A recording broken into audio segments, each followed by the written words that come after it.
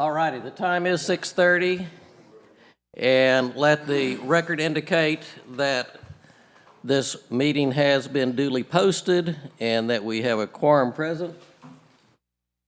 And we are ready to move on at this time to citizens' communications. And when you come up, when I call your name, when you come up, please state your name, your address, and then you will have 3 minutes to tell us whatever's on your mind. Hopefully, something dealing with planning and zoning. So with that, Robert Rood.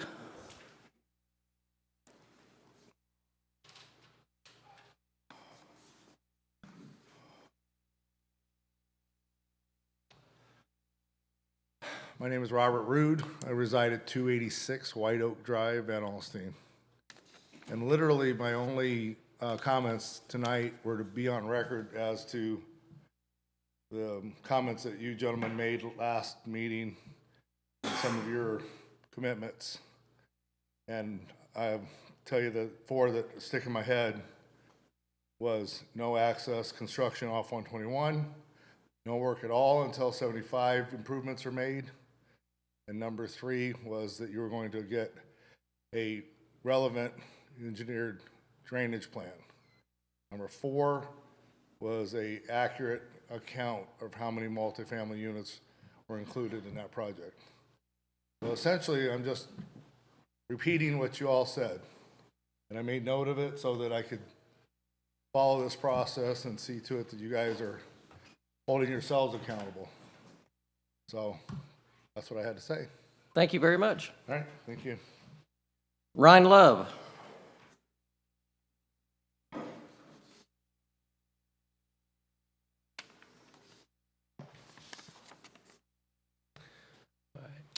Thank you for allowing me to speak before the board this evening. My name is Ryan Love. I reside at 241 White Creek Road in Van Alstyne. My main concern for this development is the section labeled C. The amount of watershed from this 13 acres will significantly increase the water runoff into and down the creek that flows through the back portion of my property. Multiple other houses along the creek to the east and west of my property will be affected all throughout Dubbins Estates. Question: has there been any surface water retention, drainage, or ecological surveys completed for this development and the properties that will be affected downstream of this development? This amount of increased watershed will lead to expedited soil erosion along the banks of the creek that borders 13 properties just inside Dubbins Estates. This will alter the ecosystem of the trees, shrubs, and undergrowth, creating an exposed root system causing the death of multiple trees. I've seen it before. The habitat of the trees and shrubs hold the northern part of my property from sliding into the creek. I have a 10-foot bank that erodes from the current water that's there right now. It's a time gap. When's it going to fall off? The properties to the northeast of me across the creek will have a very high probability of not just increased water, but actual flooding. I don't believe anyone's ever been down there to see the water because they don't have access. It's private property. That's not a public waterway, that's private. The Gentrys and I, we touch properties. You can't access it, you can't see it, but I know there's not anybody back there looking at it to see the amount of water that comes through there. You put 13 acres of concrete, it will be a wall like the Guadalupe River last July 4th on the bank of my wall, or the back portion of my northern part. I'm not understanding why everyone thinks that the water flows south from Area C. All the water flows northwest and then south once it crosses Jim Jones Road. I would like access to copies of any watershed reports that have already been submitted to the board, and they should have already been by this time. I, along with several other property owners affected by this development, are not only trying to protect our investments from washing downstream, they will make their money and go, while we will be left holding the dirt on our properties from eroding. Thank you. Thank you. Billy Russell.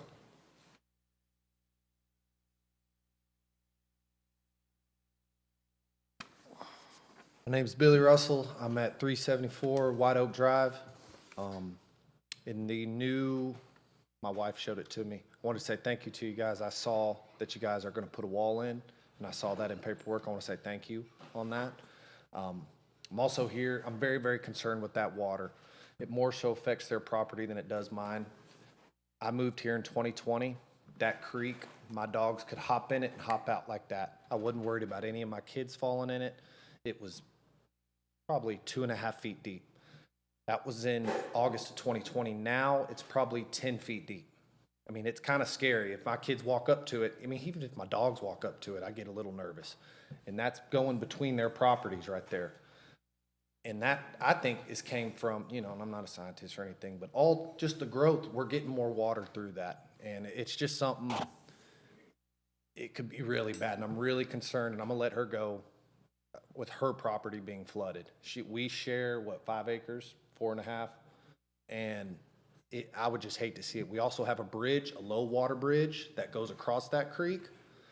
That bridge, when it rains very heavily, we can't drive across it already. It's been that way for a while, but it's just gotten worse and worse and worse. And if it's bad, I mean, Danny's been caught, or her husband has been caught in a storm on the other side of it. We just can't go past it. And so it's, the water is a big concern of mine, but I did want to say thank you for you guys getting that wall built in there. I really appreciate it. Thank you. Danny and/or Sharon Gentry?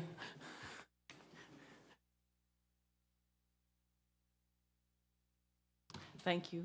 Sharon Gentry, 335 White Oak Drive. I'm a neighbor to Billy that just spoke, and the creek that we're talking about goes around 2 sides of my property, across the front and the west side of the property. We built a private bridge there, and I think I told you guys this when we met before. We built a private bridge there, a low water bridge, to allow it to go over in case the creek did, you know, you get an 8-inch rain, that creek's gonna get full, and it will go over the creek. But with repeated and more water coming at us, my concern is it's going to erode that bridge, or compromise the bridge. If it starts washing out underneath it, you know, coming around the concrete, then you're gonna see a problem with us not being able to get out of our property. About 5-6 years ago, we started seeing a lot of growth on the east side of 75, from 121 all the way to the new trailer, I don't know what the place is called, it's a rental place, but that area and back east of there, there's been a lot of growth. And I watched them make sure that the pipes and stuff were running right towards and going under the highway, right to our creek. That's where the water's going. So when that started happening, I was seeing each year a little more water coming down the creek, more and more each year. So there's quite a bit coming. At one time, 6 inches of rain would maybe make it go over the bridge. If you had, you know, you don't get that every day, but a 6-inch rain might make it go over the bridge, and it would go back down pretty quickly. Today, 3 inches and it's going over the bridge. So because we're getting that much more water. So our concern that we're trying to express to you is, I saw no retention ponds planned for that area where the apartments would be, and if you thought the water was going south, it really isn't. It's kind of coming west and then south, and it comes across my property. I can show you the silt that's on my land. We get silt every year. It's not real bad. You know, there's a drain pipe about 8 inches that goes underneath our road, and it just runs through there. We have to clean it out every couple of years because I don't want my road washed out. We get a whole lot more rain, more silt. We're not going to get silt. There won't be any dirt. A lot more rain. I'm concerned about washing out my road, not only my bridge, but my road to get to my house. So those are the concerns I have, and I don't see any, I haven't seen any, and I think one of the other people spoke and said we don't have a topography water plan that's going to explain how you're managing that water coming off of that property. That's what I'm looking for. How are we going to manage that water? Okay, that's it. Thank you very much.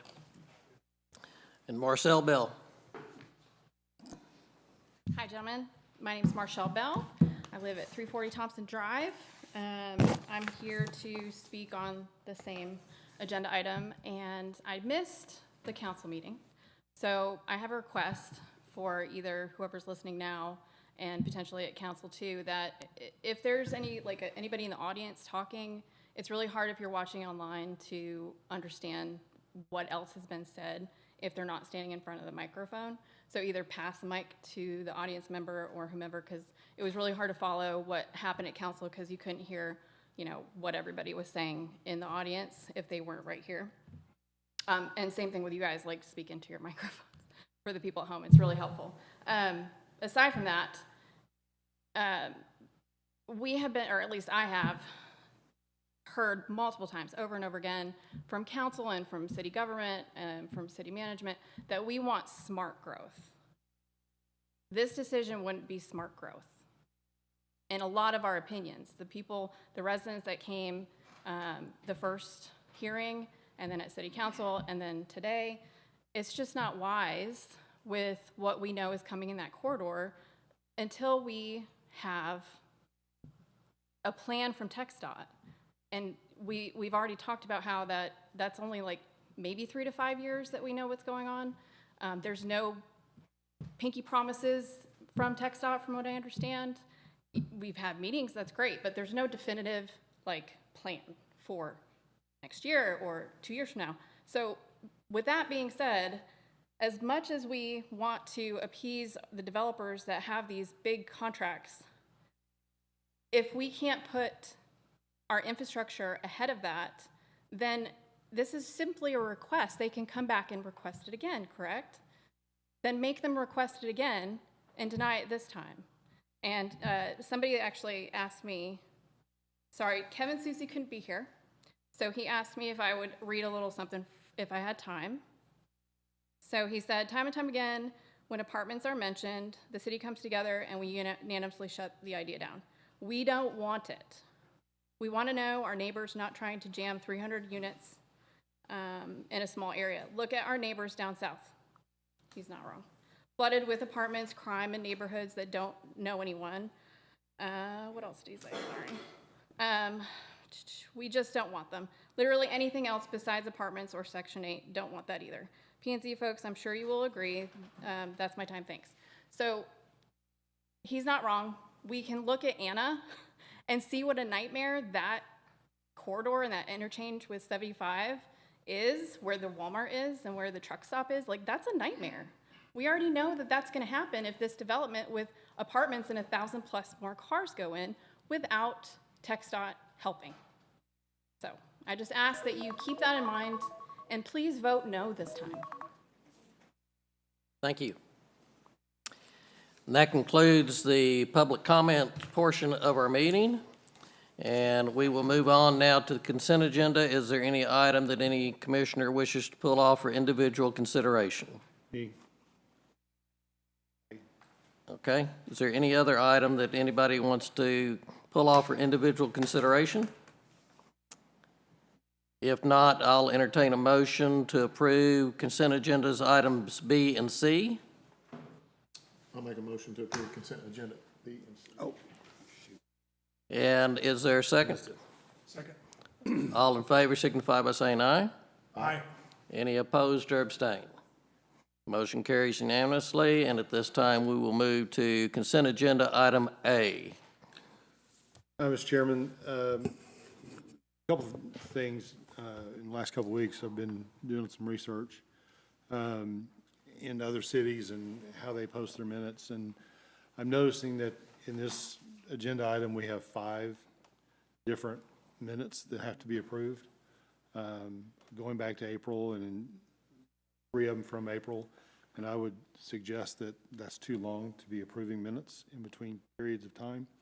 Also, other cities, in their minutes that they approve, there's at least a summary of what was discussed during the meeting, and none of these minutes have that. It's just who was there, who spoke, and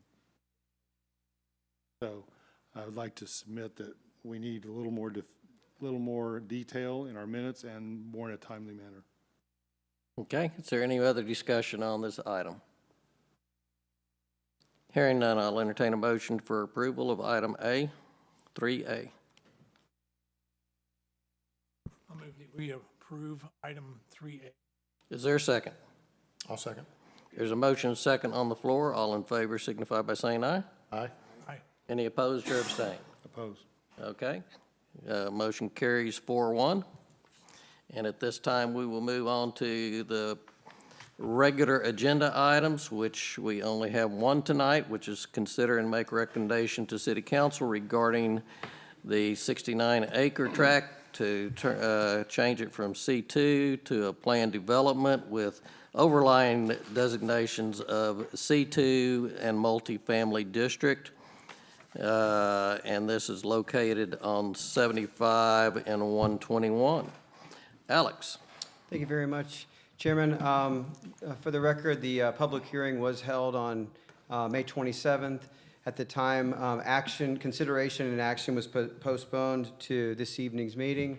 So this evening, the purpose behind the postponement was to allow for some of the topics of discussion that were mentioned during the meeting to cause a modification to the request. And so since the public hearing was held on May 27th, there have been some changes that are made. And this evening, I'd like to provide a brief overview from staff about the changes that have been made, and then I'll turn it over to the developer to provide some additional information along the same lines.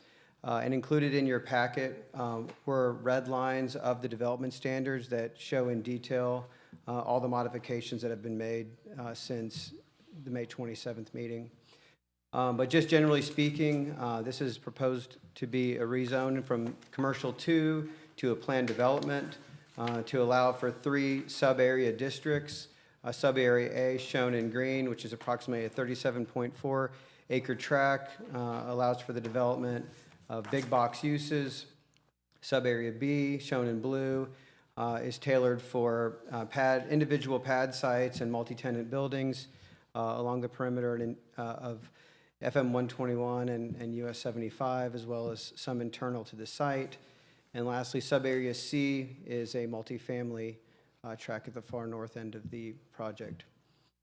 As I stated, this is since the postponement, there have been modifications to development standards.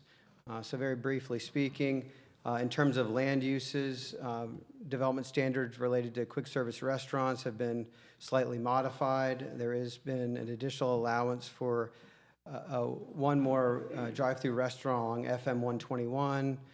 But supplemental to that, there is a requirement that the two drive-through restaurants along FM 121 cannot be contiguous.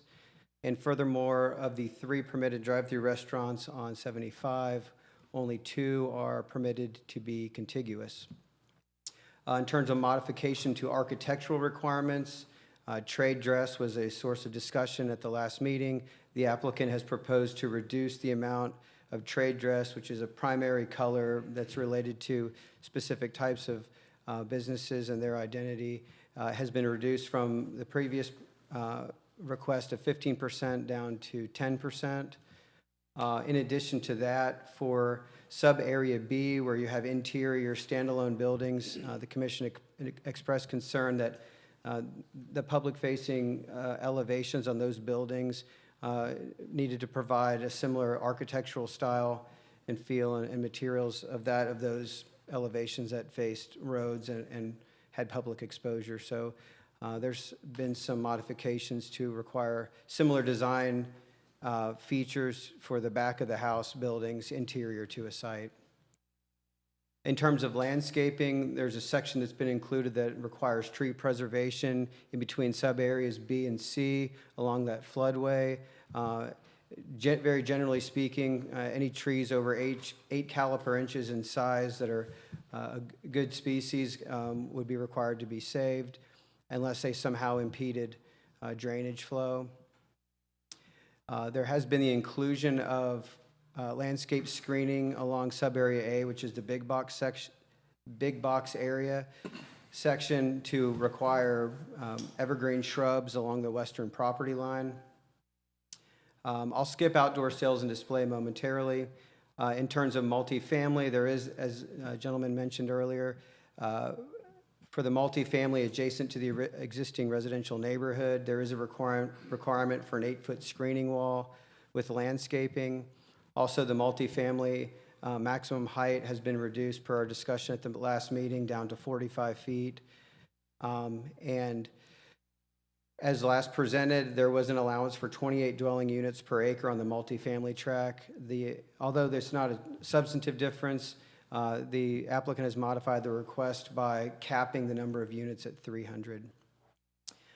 There has been a limitation to construction traffic that's limited to US 75 during the construction phase of the project, as was discussed at the last meeting.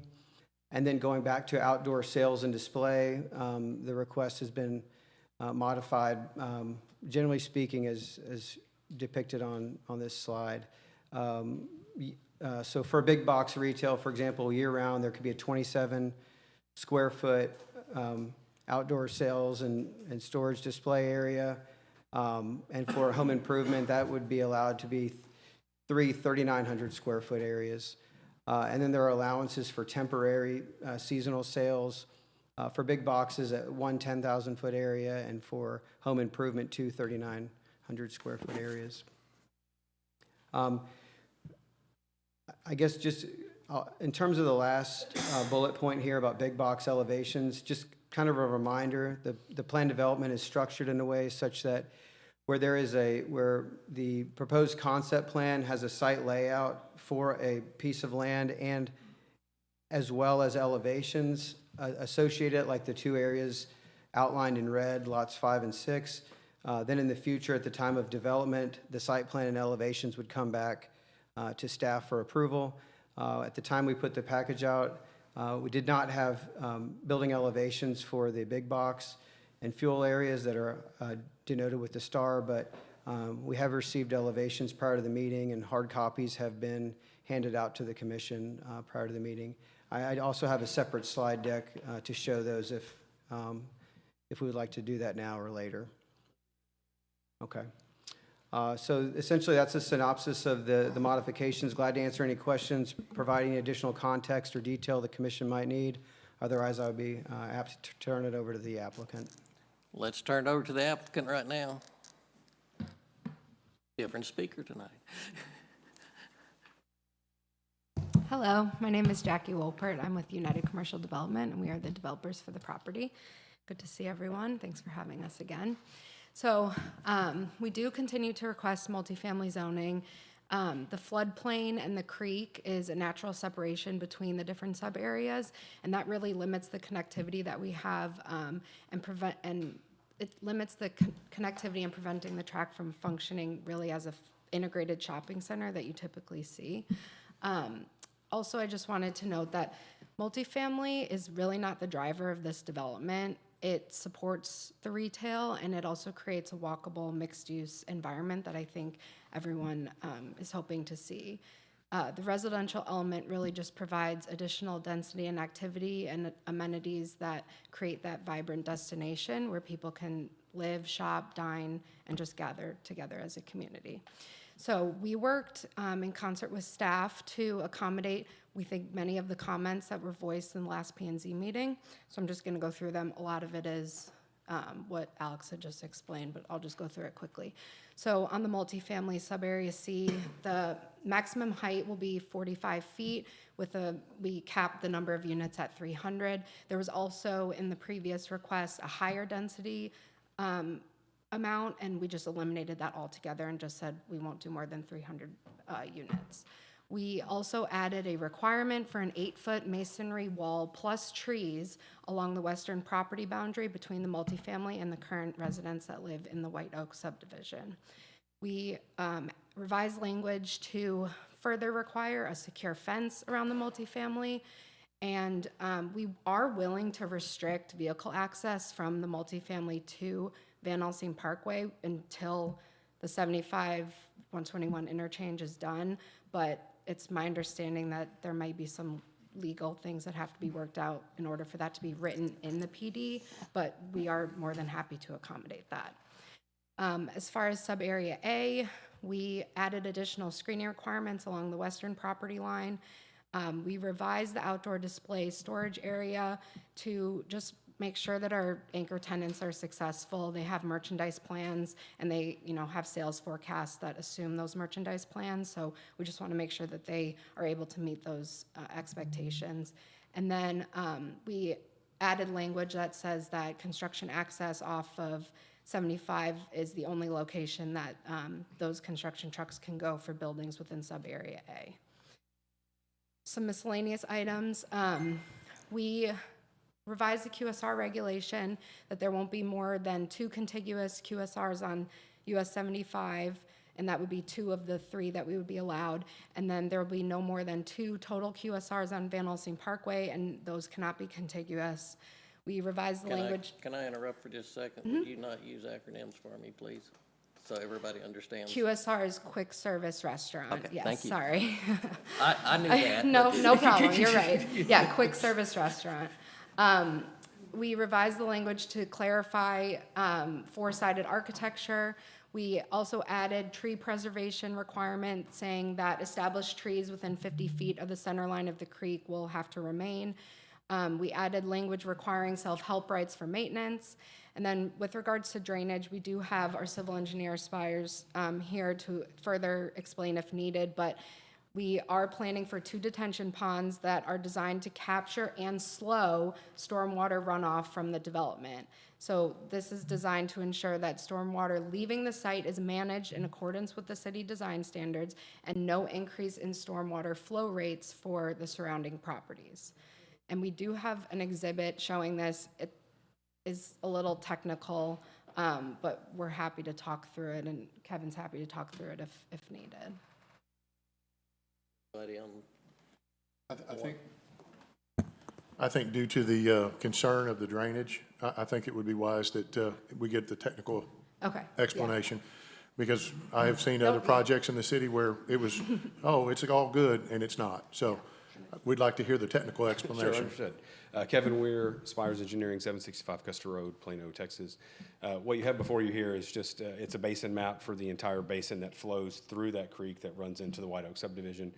You can see there's about, total right now, today's flows that are entering the White Oak subdivision through this creek is about 741 cubic feet per second. That's a 100-year flow rate, so that's the 1% chance it happens every year or at any particular time in the year.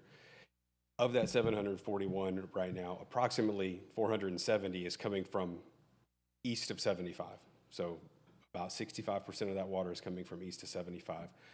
What we're proposing to do is by state law, we can't increase flows on downstream properties. We can also not increase velocities on the downstream property. So we are providing detention on site. Detention is for the entire development. We are proposing to detain to reduce flows to less than 741 CFS onto their properties and through the creek. We're not planning any improvements on their properties, no construction offsite, everything to be contained within our property. Any questions from commissioners on that? I would like to encourage any residents that has adjoining property to keep very accurate records between now and the time construction starts on any rain and what it does, the depths by the amount of rain and things like with dates and stuff. So, thank you.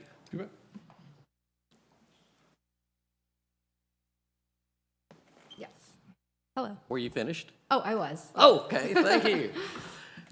All right, then let's move on, and we will probably have some further questions from you. Commissioners, with your permission, what I'd like to do tonight is to go through the plan development, and you have a paper copy in front of you so you can make notes and stuff, and go through section by section and hear any comments pertaining to those sections. So, is everybody good with that plan of action? Yes. Okay. We will start with section 1, which is pretty general. Does anybody have any comments, questions on section 1?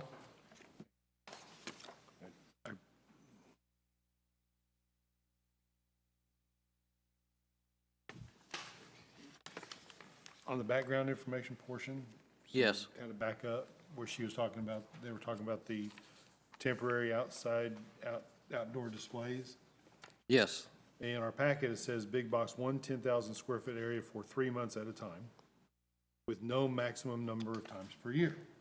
We will get to that and thought when that we was get to that section. thought that was in And there. I will make sure that you know when I get there. See, I just printed out pieces. So I wasn't there. I If don't that's remember. okay with you. That's fine with When we me. get there, I thought we were there. we're not there. Section 1, anybody have anything for Section 1? Section 2 is basically just tables.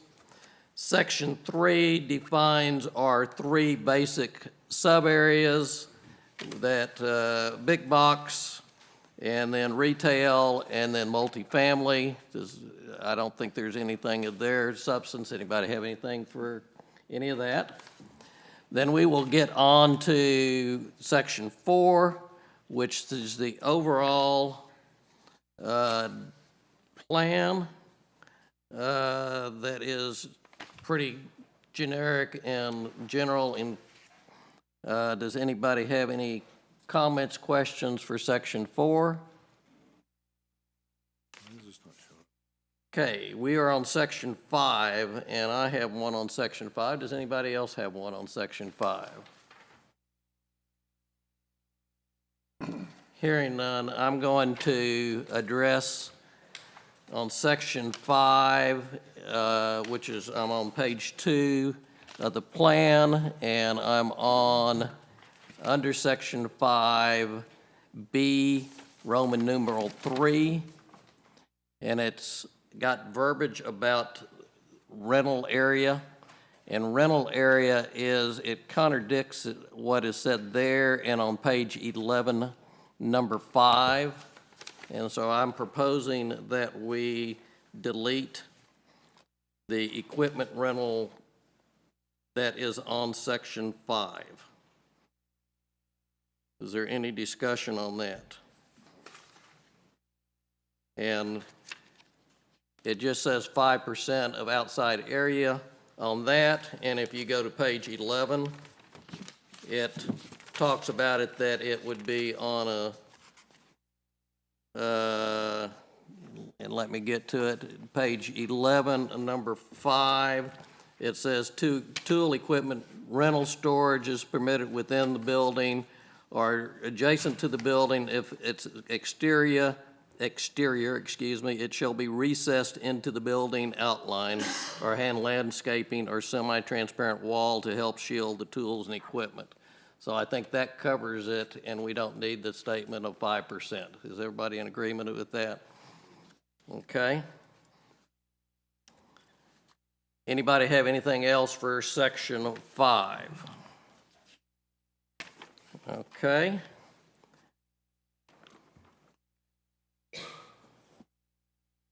And hearing none there, we'll, Section 6 is just definitions. Does anybody want to change the definition?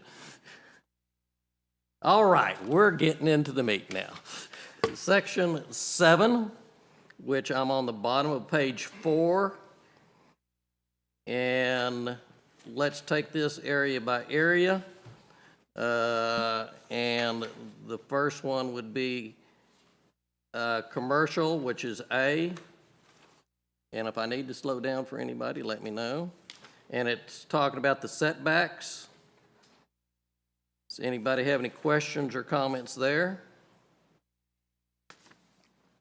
I do have one question. So as it pertains to maximum building height in suburban, 65 feet. Excuse me. Are we still going to be in a situation where we're going to need a ladder truck to be able to service that fire equipment wise? Alex, would you like to address that? The short answer is yes. I mean, the height threshold would be exceeded due to this maximum height regulation. And I assume a typical big box is 65 feet? What is the typical big box? So can we reduce that to 45? Would y'all grab the developers grab that microphone, and any comments that are made tonight, make sure that you have the microphone in your hand for me. Please. It's not just for us, but y'all are live on Facebook, so. They're usually around 45, but they do have some architectural elements that might go higher than that. So would 50 be, 55. sold? Does anybody have an issue with that? And this building will be sprinklered throughout? Mr. Fireman, are you good? Oh, I'm very good with it. Because I know we have mutual aid agreements with the ladder truck. Okay, so page 4, section 7. A, reduce. I'm gonna be slow tonight because I'm taking notes. I didn't bring my secretary with me tonight.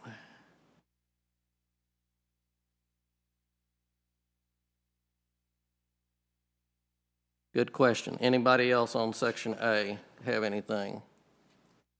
I've got a question, and what would a typical box?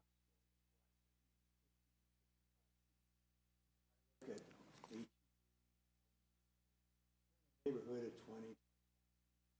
I'm just, no, wrong?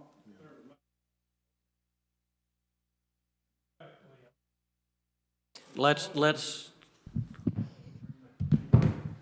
get the microphone over there and just make sure it gets passed Thank you. to anybody that's been recognized.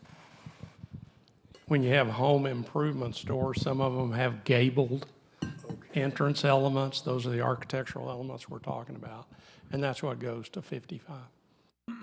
Thank you. Just hold on to that there. Any other questions on A? Okay, we're on the top of page 5, B, which is architectural standards. Anything on page 5? Yes, sir. Okay.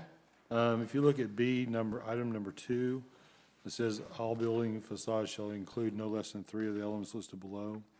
If you look at the 9 elements, and I didn't see this till I really started digging in, but it could be just a light awning with a light awning or a canopy. It doesn't have to be, 3 of those could be done rather inexpensively with no color, texture, or material change. So we're getting into if you just had those 3, the awning, a canopy, and a light, that could be pretty generic and doesn't really set it apart. So just have a little concern with that. Does anybody see what I'm talking about there? I see what you're talking about. In other words, and- if I was a developer and I wanted to pick the 3 cheapest things in there, And where I think we're going to have a difference is what it calls for as changing the front depth elevation. And it's that, not gonna have anything to do with, well, I don't think it would. that makes a difference in how the building looks, is changing the depth. Well, but medallions, accent pieces, and ornamentation is gonna change it a lot more than an awning or a light. And the elevations that are being presented to us, they will be required to substantially show that. And so I think in our elevations, we will be able to address that. Is that correct, Alex?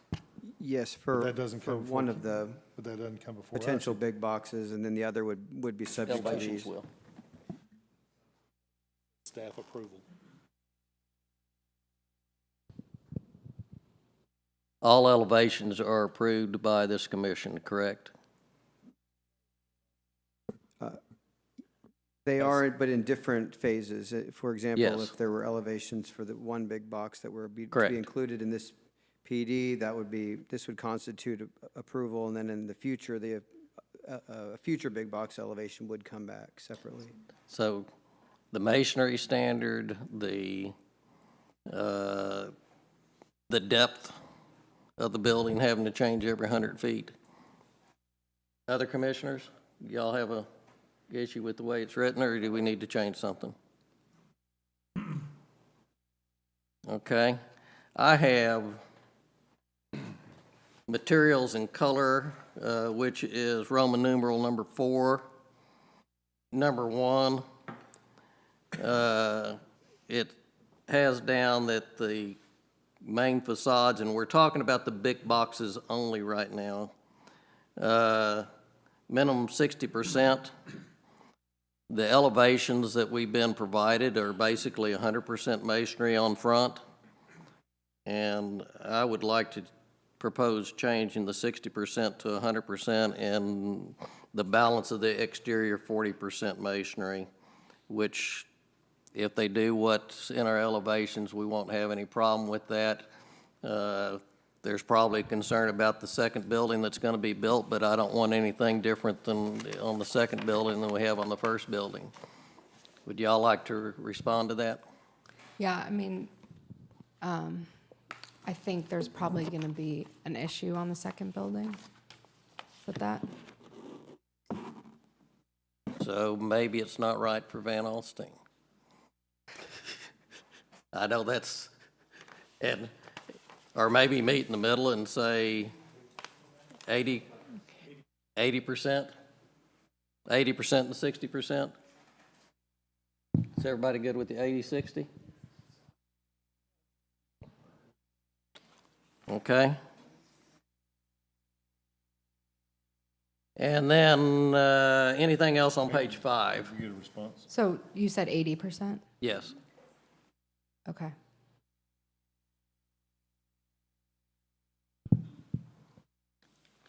Anything else on page 5?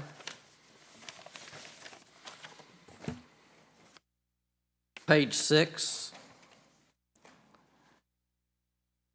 I have item, the trade dress, and I'm sorry I did not put where it is on here, the trade dress. Is it? Oh, there it is, yeah. Roman numeral 7. I messed up. Roman numeral 7, it was, at the last meeting, we asked it to be reduced to 5%, and here it's suggesting 10%. I'd like feedback from the commission on that.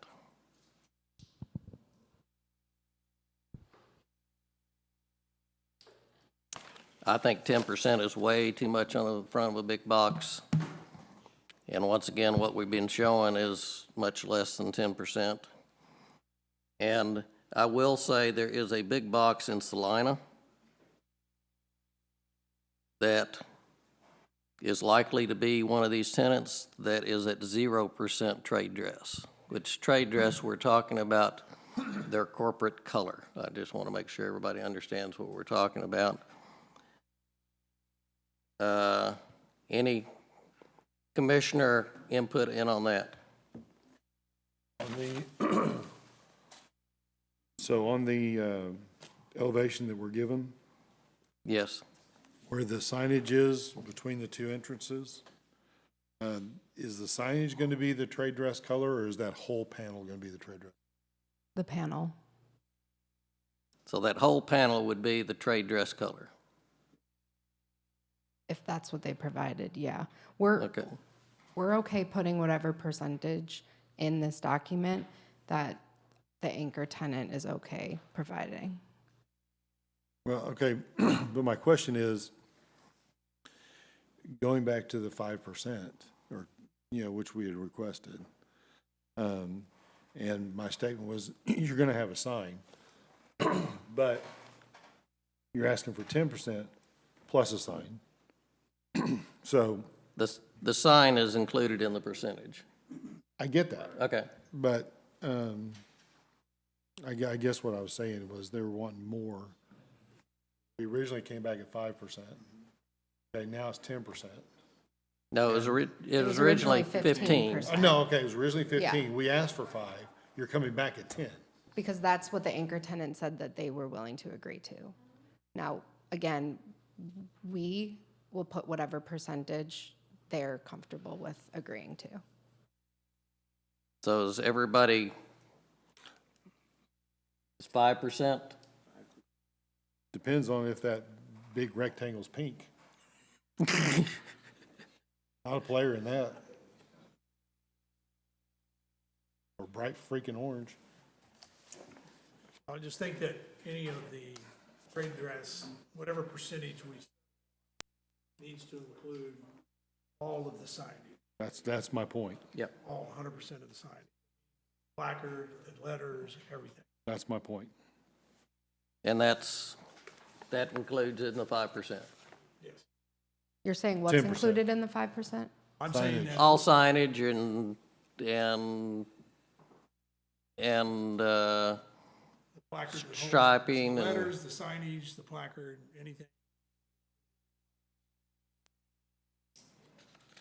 I don't Well, even no, know if the signage is. 5% or the this- 10% they're proposing? 10%. 10%. So the trade dress, all the trade dress All the colors trade dress must should be- include the signage. Must include the signage at 10%. Correct. Okay, At 10%? at 10%. I think 10% is way too much.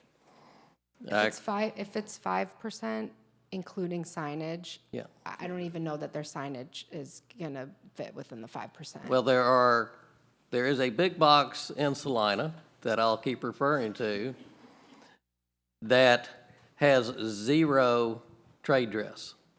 So if it's 5%, then the signage would have to be called out separately from the 5%, because like the actual letters of the sign, is that included in the 5%? Or the logo, is that included in the 5%? We're talking about the colors of the sign. But the and- individual, like, letters and the logo, or what's behind the letters and the logo? Well, the one I'm talking about in Salina, the lettering's white, which is not, it's trade dress. I think that it technically is. I think, because that's the logo. Okay, Like, their logo has white letters, not like red letters, for example. so I'm gonna let Charles. So I think the prudent interpretation, we've defined that the signs are in the trade dress. 5% is not going to be enough. If the signs are taken out of the trade dress panel, then the 10% is fine if we're including it. If we're going to 5%, it's not going to fit. I mean, the sign may be eating up the whole. So the 10%, I think, is correct, but it includes the signs. So unfortunately, that's the way it's defined in here, that the trade dress includes the signs. So when you jump to 5%, and you may have one anchor that you found somewhere, and I certainly can point out some, but that's not the only anchor. So we're writing this ordinance for multiple I get that. anchors. So we would just ask that the 10% is correct, including signs, or if you want to go to 5% for fear of the color, then exclude the signs in addition to that. Any recommendation from staff on this one? I'm not going to speak to percentages. I'm going to speak to general appearance. We've worked very hard with big box tenant to get what we think is an exceptionally good-looking store. We'd like to see, we'd like not to have a billboard on the front of the store and to have the store enhanced by the signage. And I think there's some interpretation as to what that's to look like. I think the last elevation I saw indicated 5.6% of the front of the building, which is our primary concern. The east-facing location was in trade dress, and that was acceptable to the big box retailer. That did not include any additional signage on the front of the building. I'm personally not offended by additional signage, even though I'd like to see lettering a little bit smaller, not quite as, hey, you can see it from half a mile away. But I would like to eliminate or greatly minimize any billboard that might be in front of the building. Lane, if I may, to address that question, based upon the elevation that we're seeing that has the big, basically what you're referring to possibly as the big billboard in the middle between the doors? That's correct. Okay, so what if we said that had to be an earth tone color, and with the signage being the trade dress? Is that a possibility? I'm asking, because I'm asking anybody, because that is a contrasting color.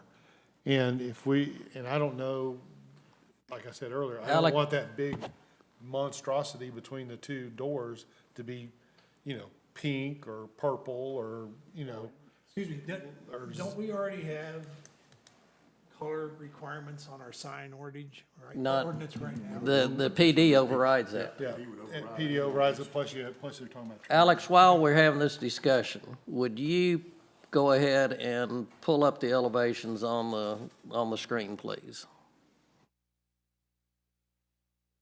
Or is there other slides that we need to see in this one?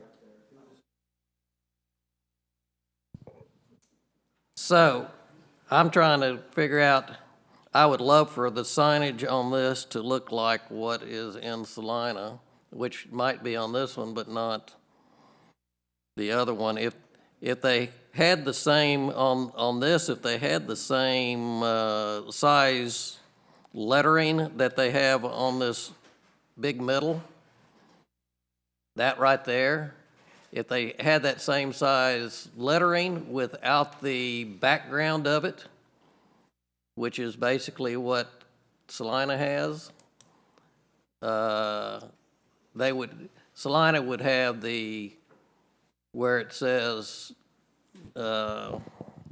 signage, and then the emblem to the right, that's what Salina has. But it doesn't have the background piece to it, where it's covering up all that pretty brick. Well, and quite frankly, I mean, if that background behind the signage was not If it's not a bright color. bright pink, polar, purple, turquoise, whatever. Blue. If it, blue. But, I mean, if it was like an earth tone, like a beige or something like that, I would be more okay with it than opening the door to a big purple or blue or turquoise or pink or whatever sign right there in the middle of the building. Yes, sir, Robert. So it's like we don't work for the anchor, We right? get that. I mean, and they're not here, and so we can only tell you what they've told us. And we're very familiar with the building in Salina, and they've told us that their upper echelon is not going to do that again. Not here, not anywhere. They don't like how it turned out. I personally don't like the way it turned out. Now, what they've explained to us is that they need to have that color that you guys don't want. And there's been lots of discussions that included the anchor and staff and us, where we've talked about this a lot. And I mean, I understand that you don't want it, but they're not willing to go forward from now we could play, Texas Hold'em or something and see what they want to do, but I don't recommend that, especially if we want to get the deal moving forward. I think that they've come down. Now, I'm not aware of an elevation that went down to 5.6. Oh, that's what that is? So they just sent that today? So I've never even seen that. So, I mean, it doesn't matter what I think. I mean, it really doesn't. So, is everybody good with, if we approve this elevation with Lane tweaking it somewhat and leaving the 10%, and understanding Lane's gonna keep working on what the front of this looks like? Well, I mean, basic elevation, I don't have a problem with. The billboard in the middle, that we can't define the color behind the sign, I think is a problem. My thoughts on it. If it was an earth tone color to accent the building, you know, to highlight the sign, that's fine. But to have orange, pink, purple, or whatever, and not, and like, again, we don't know who the anchor is. It doesn't matter who the anchor is. If whatever sign, whatever background on that big front display does not complement the rest of the building, then I think it's a mistake. Is that? Well, we're approving 2 sites, we got 1 in front of us. I And, think the same holds for either site. and I agree. I think I don't think the 10%'s the issue, though. I think it's the sign itself. And so, Percentage is fine. If there was a band that went, or cycling around the building, that's one thing, but you got a big monstrosity right there in the center. yeah, and there is some blue along the entrance and stuff like that, but that's dressing, and I don't think it detracts from it. That's not a blue, it's just glass. What if we just leave the 10% as it is, and then we will just handle it on elevations on a separate discussion? Is that agreeable to? I'm seeing that side nod yes, Mike?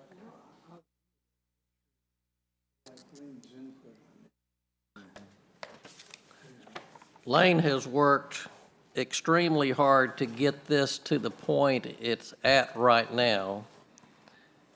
And Lane, would you like to, at this point, discuss what you like about it and what you want to keep tweaking? Well, the only person that's had less time with it than Robert is myself.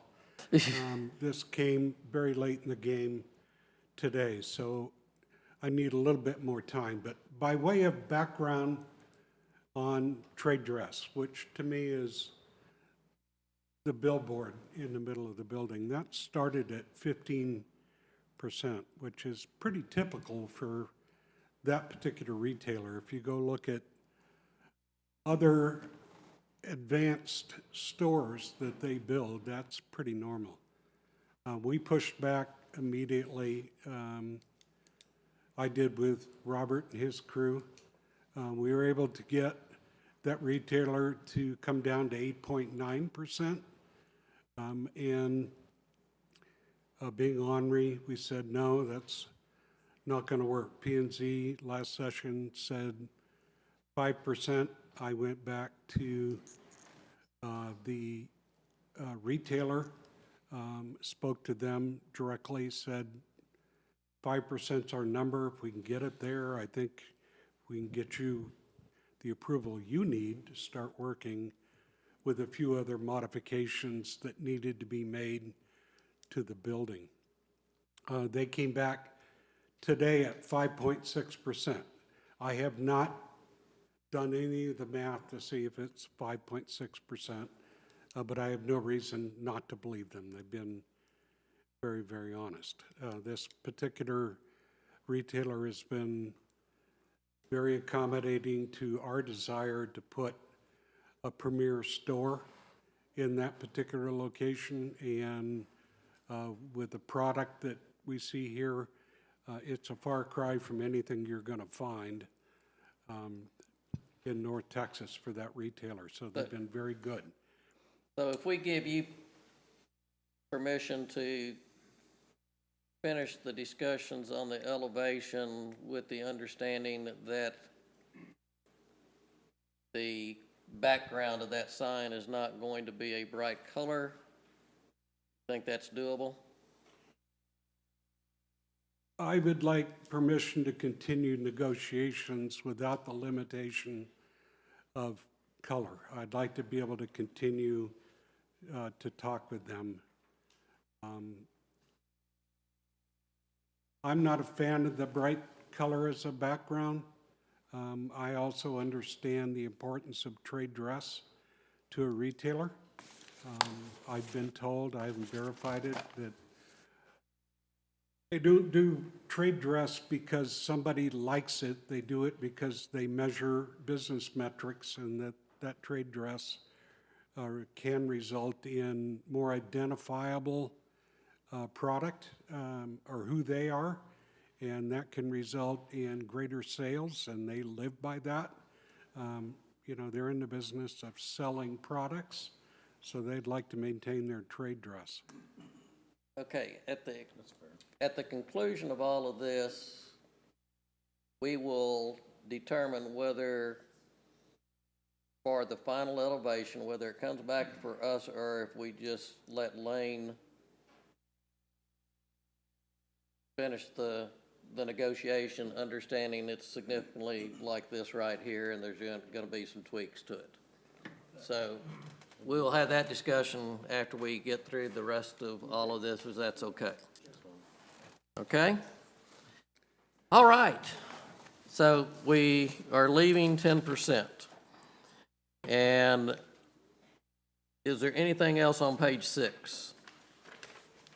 Moving on to page 7, is there anything that anybody had on page 7?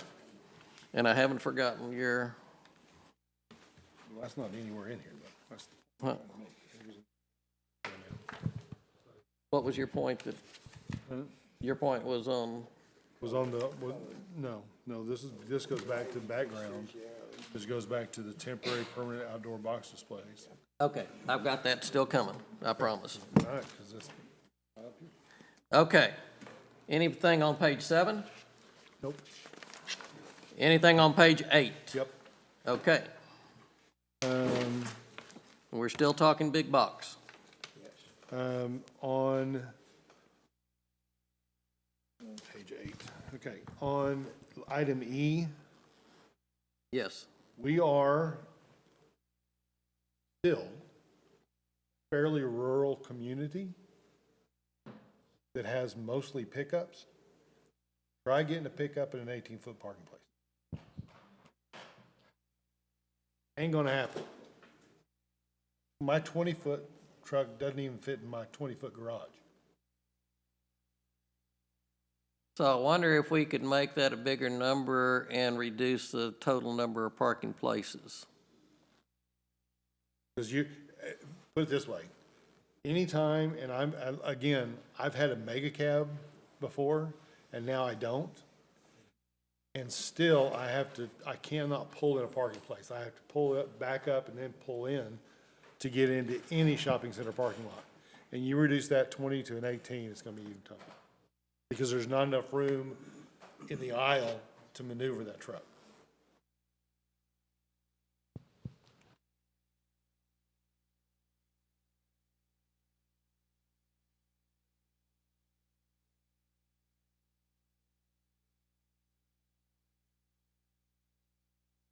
What would,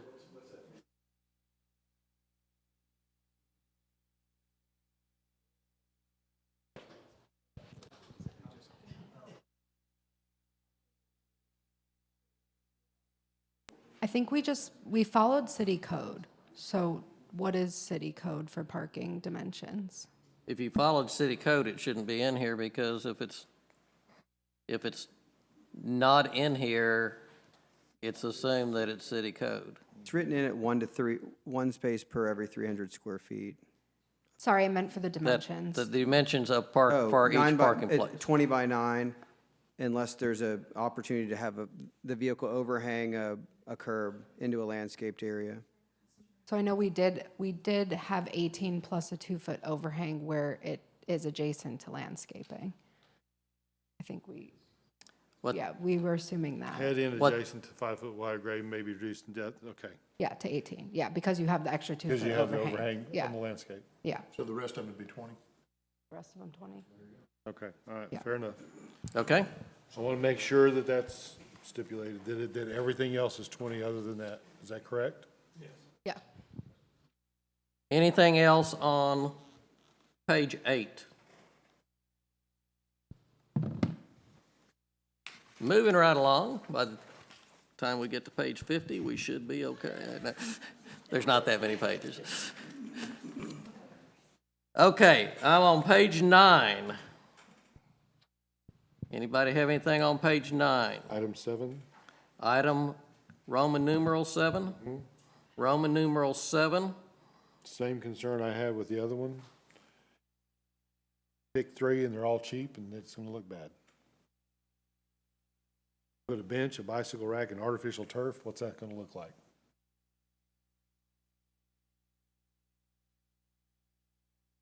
Well, I assume that it would change per island.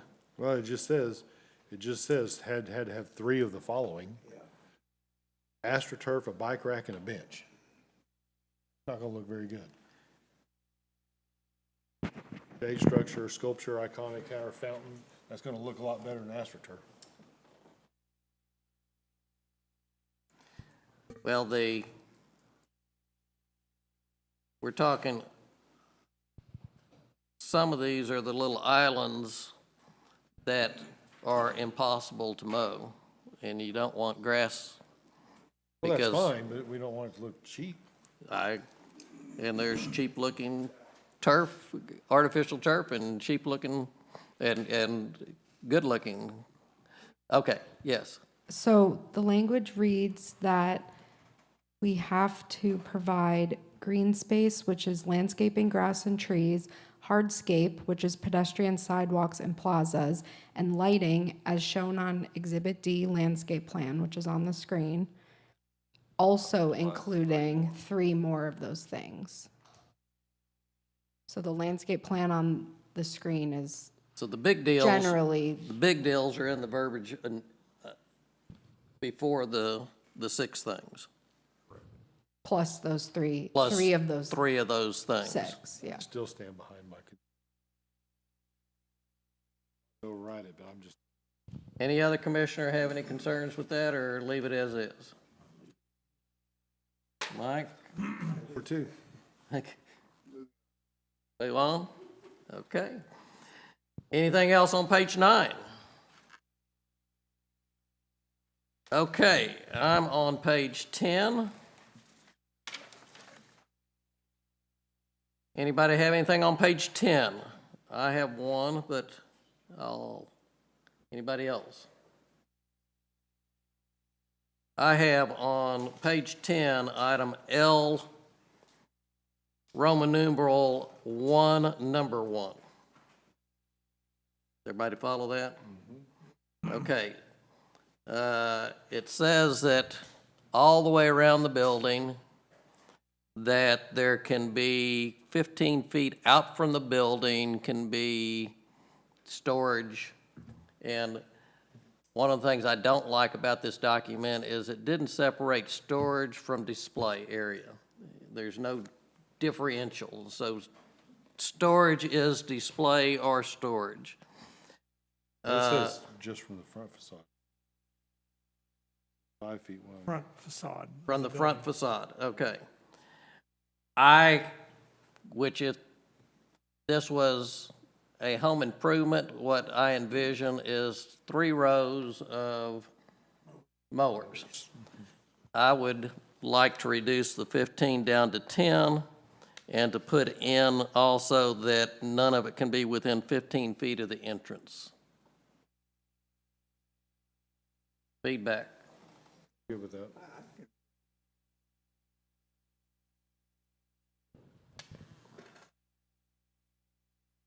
He had said that just 2 Christmas trees would be about 12 feet. Walk between them, 10 Yeah. tight. Yeah. 15 away from the entrance, not a problem. Well, Makes sense. you also have seasonal, well, Yes, we that's might- the thing, those seasonal plant yeah. that they roll out, they're, by the time you can walk around them, they're more than 10 feet. I'm thinking of the home improvement side here. you I know. understand. Outside the garden center, they always roll them out. So spacing from the entry, no problem. Y'all's thoughts? I think we kind of addressed this once before.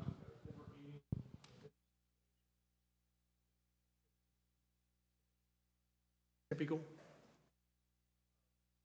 And so we're okay with typical? Well, Figure 1. yeah, I didn't flag it, so I felt it was probably okay. Okay. But goes back to other things. I'm sorry. You're 15? Yeah, I'm 15, but I think I have to go back to what that. Okay, so I'm leaving in there, no storage within 15 feet of the entrances, Yeah. and taking out that, okay? Anything else on page 10? Okay, we're getting to the one that Jim's been waiting for. Page 11, we're addressing Roman numeral 2, which, okay, I'm at the top of the page. Still On under L. Number, yes, we are. We're on L, Roman numeral 2, and the first item B at the, no, yes, item B, and lumping in there item 2, which is all concerning storage on the parking lot. Okay. Jim, go right ahead. Okay, so if you go back to the beginning of this, background, it says, where is my notes?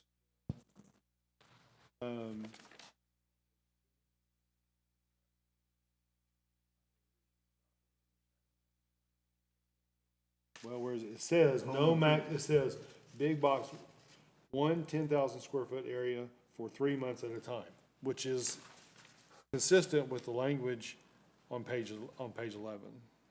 Okay, however, this says no maximum number of times per year, which I don't know if you're gonna do 3 months at a time and no maximum, you can have that thing year round.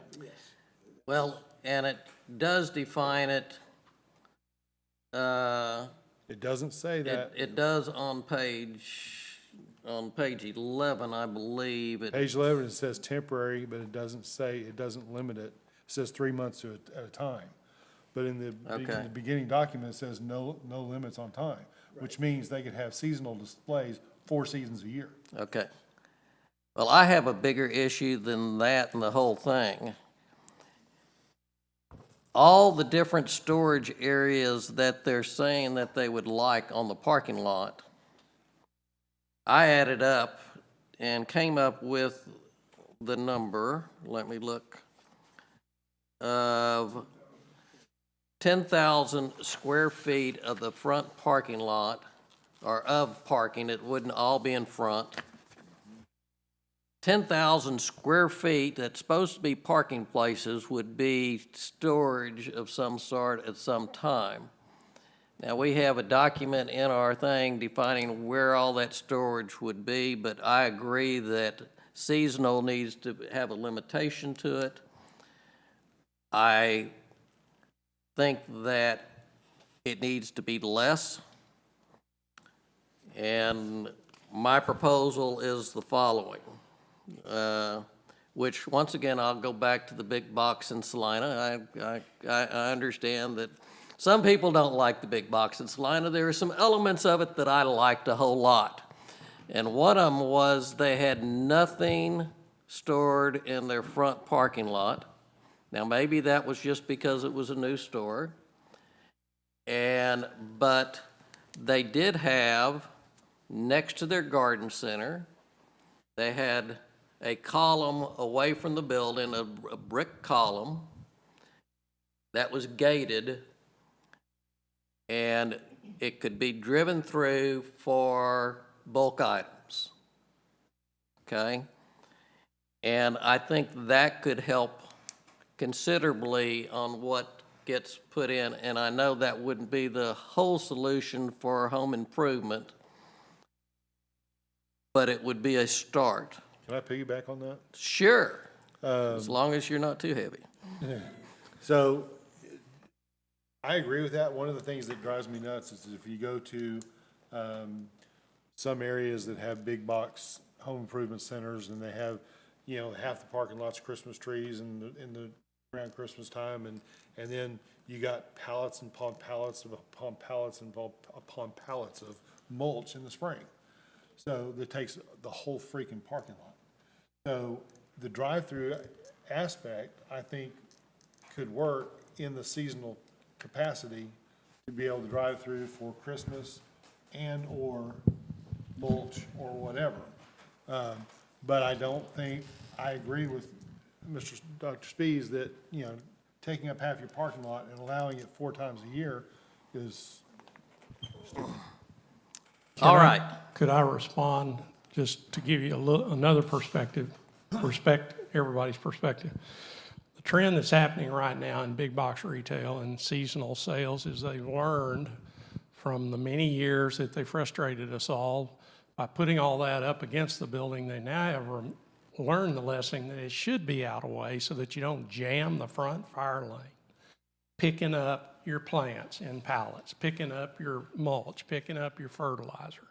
They've now learned that it goes outboard, and they actually now create drive-throughs for those seasonal items. That's why they've moved them out into the parking lot.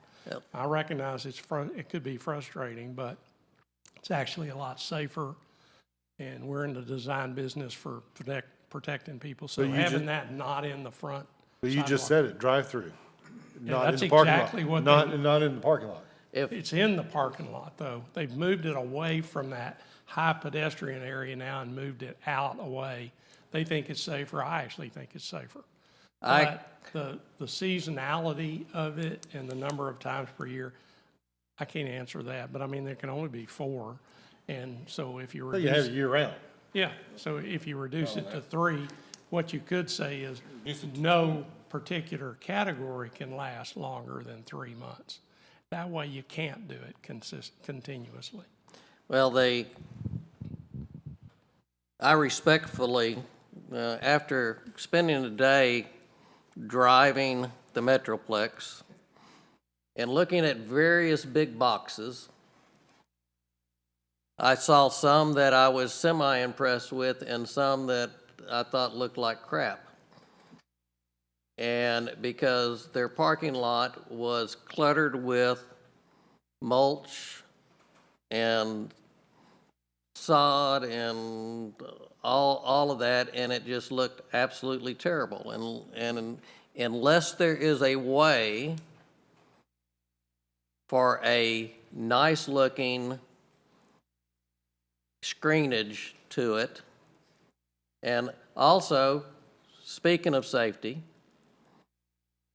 from what I understand, a lot of those big boxes are calling the police on a regular basis because of theft of items that are stored out on the parking lot, saying, please come take me. And so I've got a starting point here of a answer. And then everybody will have their opportunity Well, if you're allowing, to, if you're allowing outside orders in parking lot, you just reduce your parking spot. well, that's part of my, Let me add something to that. Okay. You're absolutely right. So, most of the time, outdoor storage, drive-throughs, sales time, Christmas, spring, so on and so forth. Which means that's also your peak attendance time. So you're wiping out a huge part of the parking lot, which, I'm just saying, so why not, instead of calling it parking, why don't you have a outdoor storage area with screening that allows them to drive through, but does just what he's talking about? Because therefore you don't have the theft issue. Outdoor storage and outdoor sales, and that's one distinction that hasn't been made. Outdoor sales are the temporary sales. They happen in the spring, they happen at Christmas. They sell Christmas trees in the tents. The tents are gone in January and your parking's back. I get what you're saying on peak time, but it's also peak sales time, and they're trying to balance what goes on in Get that, there. but you're wiping out the parking spots anyway. I'm with you. I'm with you. Well, the thing is, if you don't limit it, if you're staying 3 months at a time and you don't limit it, you can have it year-round. Well, any particular category can't last longer than 3 months at a time, is what I'm saying. Okay, we're gonna do, So gonna do outdoor mulch, landscaping and grass and mulch and fertilizer, which if they got to steal fertilizer, man, they got an issue. But Point being is, that can last 3 months, and then it has to cease. Something else can take its place Then you're going to later. Halloween, then you're going to Thanksgiving, then you're Well, going to not Christmas. in the parking lot, but Okay. Let me You seen some Halloween read, decorations? They're pretty big. Go ahead. Go ahead. let me read a possibility and see where we go from there. All outside storage must be gated and contained by masonry columns in front, so, which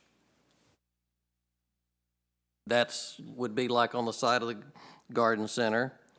For each 180 square feet of drive-through pickup area that has these masonry columns and drive-through, we would reduce parking spots by by 1. So instead of taking up the parking lot, you're reducing the number of parking places. No outside storage in front of the building. Home improvement would have one 2,700 square foot area in addition that could be seasonal for 2 4-month periods during the year that are not gated or contained by masonry. 4 months? 2 4-month periods. There would be one 2,700 square foot area, not 10,000 square foot area. That would be 2 4 months. I think 3 months, when they put it out in March, they're gonna want to go into the summer. And So you're basically taking the 10,000 and splitting it up into one more permanent and one they can have as many drive-throughs that have the cement columns and gated as they want. Now, they're limited to how many sides of a building they have, but the only thing that would be in the parking lot itself, it would be on the sides, and it would be a seasonal. So 2 4-month periods Yes, and 2,700 square foot? yes. I'm listening. We did have conversations with the big box users about this specifically. We asked them, or we noted to them that it's been brought up that there are other locations that don't have temporary outdoor sales that are more seasonal. And they had said that those locations, they're able to absorb the sales in other neighboring locations that do allow them. And in this location, they do not see that being the case. They are projecting those sales dollars in their sales projections for this specific site. So we asked them, okay, well, we had a square footage in the previous draft of, I don't remember what it was, but what's the minimum square footage that you would be okay with based on those sales projections? And that's where the numbers that we put in there came from. But the numbers you put in there this time are significantly more than the numbers we had the first time. And I think, and I'm fairly good at math, the 20,000 square foot of outside storage is absurd, and we would have this, I think, city management has done a great job of having one of the nicer looking big boxes around, and then we're gonna cover it up. Nobody's gonna see it because you drive into that parking lot and you see all of these big plastic bags on pallets. So I'm willing to listen to somewhat of a compromise, but Based upon that drawing, I'm not digging it.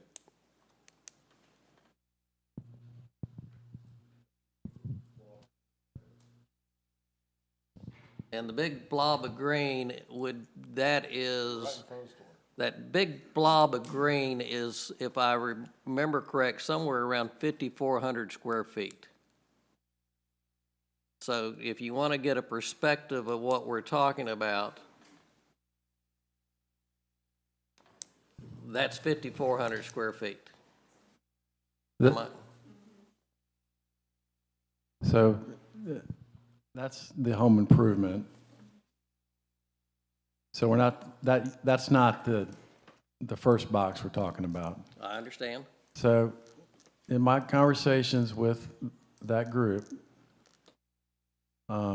first of all, I believe that they said they only needed 2. So I don't know, 2 times a year. So I think there's flexibility there. So that would address the one concern about it going all year round. I believe they said they only needed 2. Well, we need to put that in the language, don't we? I got it. And then what Jackie said was actually spoken to me about the need for the outdoor sales.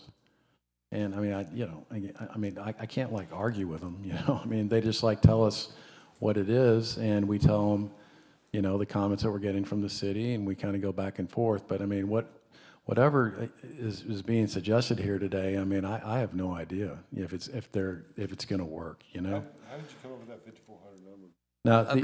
Now, the other thing that he did say is he thought that he could probably get it down as low as it needed to be.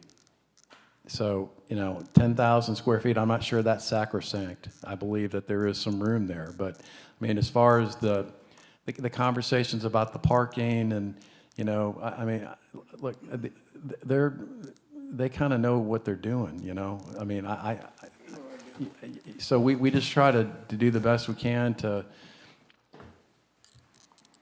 be kind of the middleman between what it is that the city wants and what it is that the retailer wants. Okay, so. Let me tell you, you asked the question, how did I come up with that it was 5,400 square feet?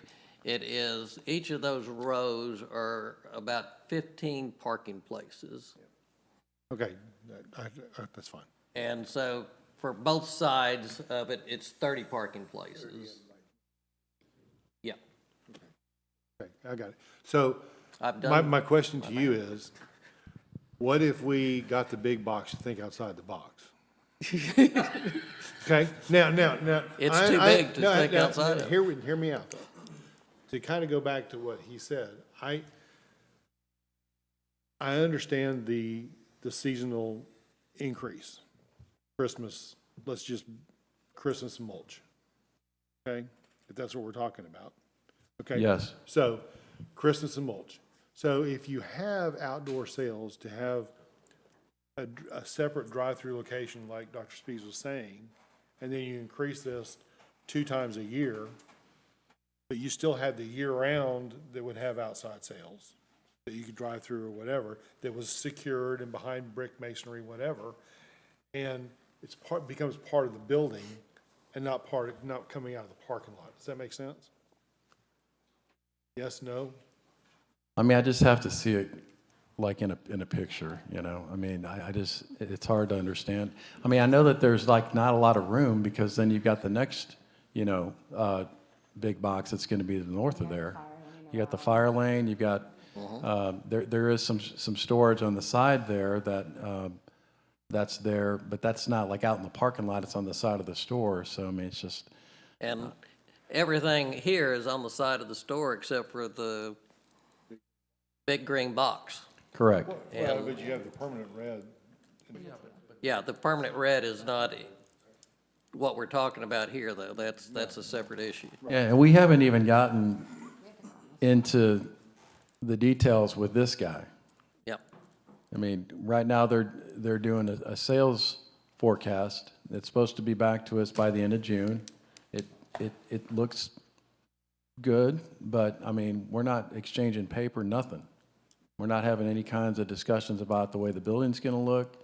I mean, so a lot of these discussions we're having about the trade dress and stuff, I mean, that could come around again with the next guy, you know? And then there's also been some concerns about, well, what about when the guy in the southwest corner goes and everybody wants them and they're going to get whatever they want, you know? I mean, you know what I'm saying? So it's a tricky deal. I mean, I think that we just need to do the best we can and try to compromise. And, you know, they've been very available to us. I don't, you know, Alex, I don't know if it's unusual to invite a P&Z person to join a call or something like that. I'm sure that they would be more than happy to to talk to them, but I mean, you know, do you think that, like, do you think this is kind of heading towards another tabling tonight, or? I don't. Because, I mean, like, there's a lot of things here that I'm not gonna be able to say yes to because I'm not them. you Well, know? And I We- understand we- this is the P and Z, and then it goes to council, and so these are recommendations, and so maybe that's Yes. just kind of how it goes, I guess. But then, you know, we'll be having to continue, not a battle, but whatever, discussion with council. And, you know, I guess, is that kind of if what we we make want to a- do If we make a motion tonight for approval contingent on a list of things, you will have the opportunity then to go to city council and say, we can live with this, we can't live with what P and Z's crazy, we can't do that, or whatever, or we can just flatly say denial, and then you go to city council and state your cause there. But I'd rather have a list of what, and then y'all can go to city council and say, we can't get this done with the restrictions that P and Z's put on us, and we'd like this, this, this, and this. That would be, Plus, it gives you time to go retailer and say, hey, you know, this is what the recommendation is. And you have that discussion, then you come to council and say, okay, we Yeah. can do this or not. That's what I was going to So suggest. So that moves it along the Yeah. process instead of just delaying it another, 60 days. I with assume y'all regards- would prefer any kind of motion than a denial. So with regards to this item, I would say just propose whatever you guys want, and we'll just do the work that we can to see if it works, and we'll discuss it Okay, at let council me- if that's how it goes forward. Let me ask the the commissioners, signage thing, I think that's. as written or with modifications or someplace in the middle? I think someplace in the middle works. Okay, I do. I think someplace in the middle works. I think we need to be able to compromise on some of it. Matt? But what's written is way too much. Well, I think trying to add on to the building with columns and fence and all that kind of stuff, I don't think there's enough room, like they said, between the buildings and the fire lane and the traffic movement. I don't think that's a good option. So I think somewhere in the middle is gonna have to be where we go with it. I don't necessarily have a problem with the size. The issue I have is you can, every 3 months, you just start over, and it becomes a year-long deal. So if it's more like what you're saying, spring and winter, then, that takes care of that problem. 2 times a year, 4 months apart. Yeah, something like that. okay.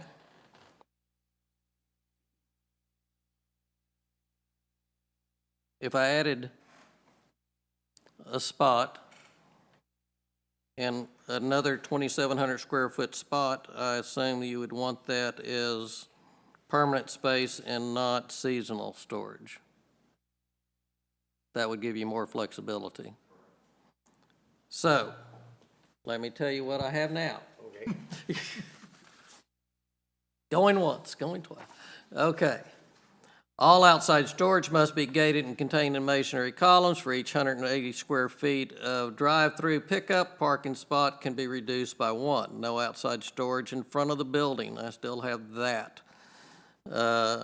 Home improvements can have 2,700 square feet of area for outside storage,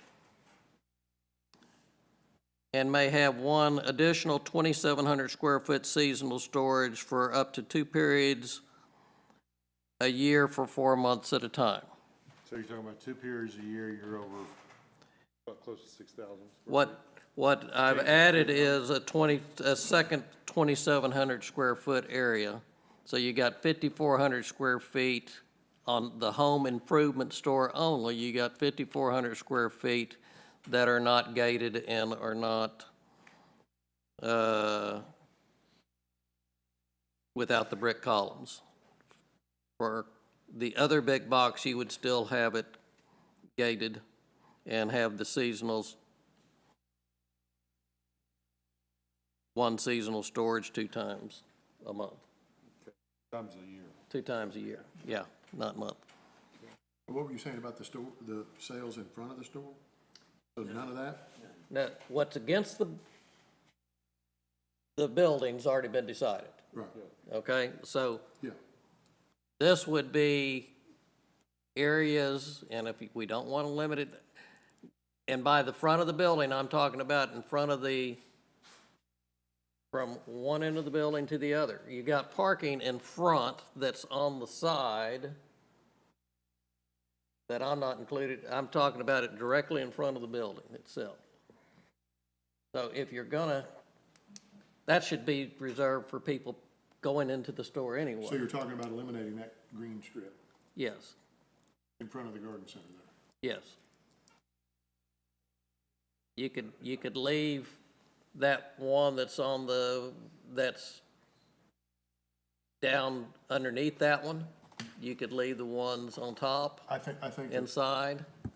I think that's getting too restrictive from, if you're gonna have outside sales, they need to put it where they need to put it. Either have it or you don't. I think that we're trying to run their business at this point. I think the green, if I'm hearing you, the green area twice a year? Yeah, but what I'm understanding Dr. Speed's saying is that's gonna have to move from where they're in front of the garden center there, or I guess I don't understand where you're talking Okay, about. so It can't be in front of this So, building. so the seasonal storage, you want to be, they can put it wherever they want? I guess I don't understand what you're saying. I'm saying. Huh? So this exhibit was intended to just be something that you guys see as a visual of what Yes. may be done. This I is- understand. At the time, they would have to come back for site plan approval and have the area outlined specifically, and you guys would be able to see that when they come But back for site plan approval. in our verbiage in yeah. here, it would be nice to have it to where they know, oh, we don't. So I'm hearing some of y'all say you don't mind having, which basically, if you say 2,700 square feet, that would be 5,400 square feet, which would be that green area. Okay? Right, but they could still offset it from directly in front of the building, but it would be, in other words, it I- just And wouldn't you can block only the do it twice a year. I would say, okay, if that was down one Yeah, row, it wouldn't be in front of the building. it'd be in front of the garden center, it'd be fine. Yes. And that makes more sense. That's what I'm saying, so, Same amount of room. but that Yeah. would be on the actual, Yes, that's what she was just talking. yes. Okay, Do you want me to read this again, or is everybody? I think we're good. So 2,700. And that's for home improvement, Right. Yeah. In front of Yes. the garden center. plus one seasonal storage. That's 2,700. Okay. Sold? Everybody good? Yes. Okay. I have one nit. Arrow on the right. I think it's just a hangover from a previous exhibit that should be disregarded. Thank you. That's just so somebody would ask. Thank you, Mark. It's Waldo. That's a Waldo deal, yeah. Okay. Okay. Is there anything else on page 11? No, thank God. Let's move to page 12, and we're moving on now, unless somebody has something at the very top of page 11, or, excuse me, do. page 12, I do. before we get to section 8. I do, real quickly. I mean, it's, as part of the PD, I don't know if we need to make it part of the PD because it's in our sign ordinance for commercial buildings that has been somewhat ignored by some of the buildings. But our ordinance states that there should not be any LED lighting surrounding windows on the front of any business. But didn't you guys just say that with his appeal? That's why, kind of why I brought it up. Okay. Because I do not want any building in this development to have any LED lighting surrounding windows. Okay, That's already been abused in this city, and I'm tired of it. the big box would not have, I'm talking, they could. I wouldn't, I would think that that would be in subsection B? B. B, general commercial, nail salons and things like Yeah, that's, okay, I'd like to, both of them, but okay. I'm. I mean, you don't have any windows on the, well, you got your entry. do. Okay, how would you like to word that? Mr. Butt, are you talking about like kind of obnoxious lighting? Yes. Okay. Because I mean, That's LED how- your all lighting's definition it is. LED. I mean, so, You know, anything that borders the outside of the window. yeah.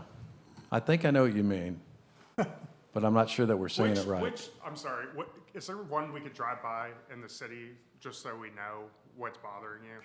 Because I think I know. I think, you don't want to look like a college dorm room.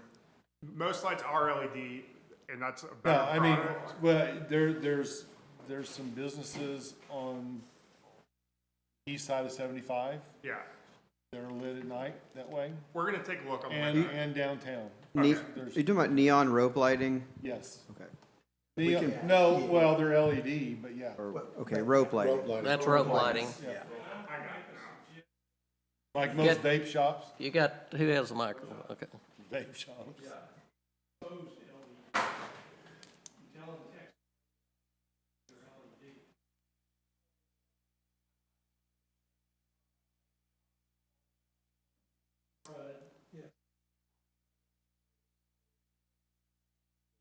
Okay.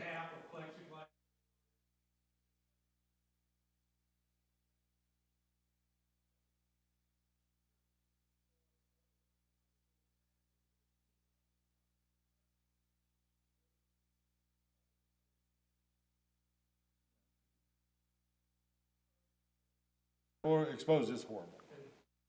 Okay, so if we added a Roman numeral 7 that said no exposed LED lights around windows, is that what you're asking for? Yeah. Everybody good with that? Huh?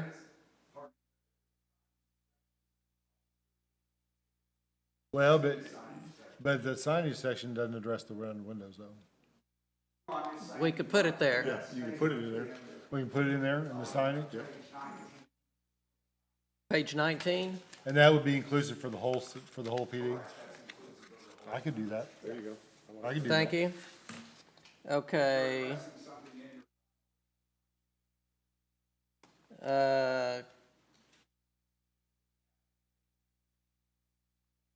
Okay, no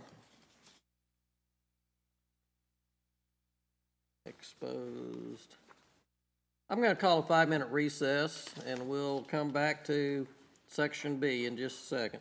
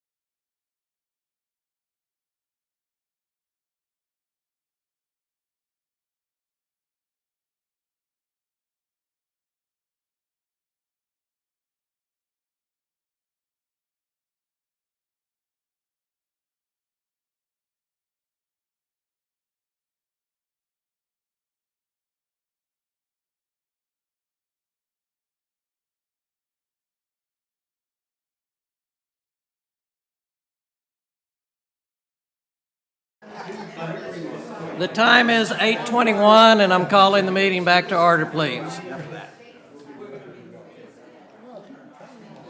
Okay, we are now on subsection B, which is section 8 on page 12.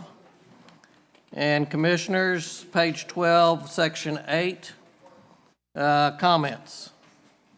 I've got one. The one I have is masonry is not defined in section 8, which these are our smaller retail stores, which would mean that it would revert back to the masonry that is talked about in section A, which is the big box. And I think those are two different critters. The big box is going, the back of it, we really don't care. Well, we care what it looks like, but it's not as, it's not street facing or anything. The smaller retail stores are going to be seen from all sides. And so I would like us to add a section in someplace in section 8 that covers masonry that says that all sides will be 80% masonry. Discussion?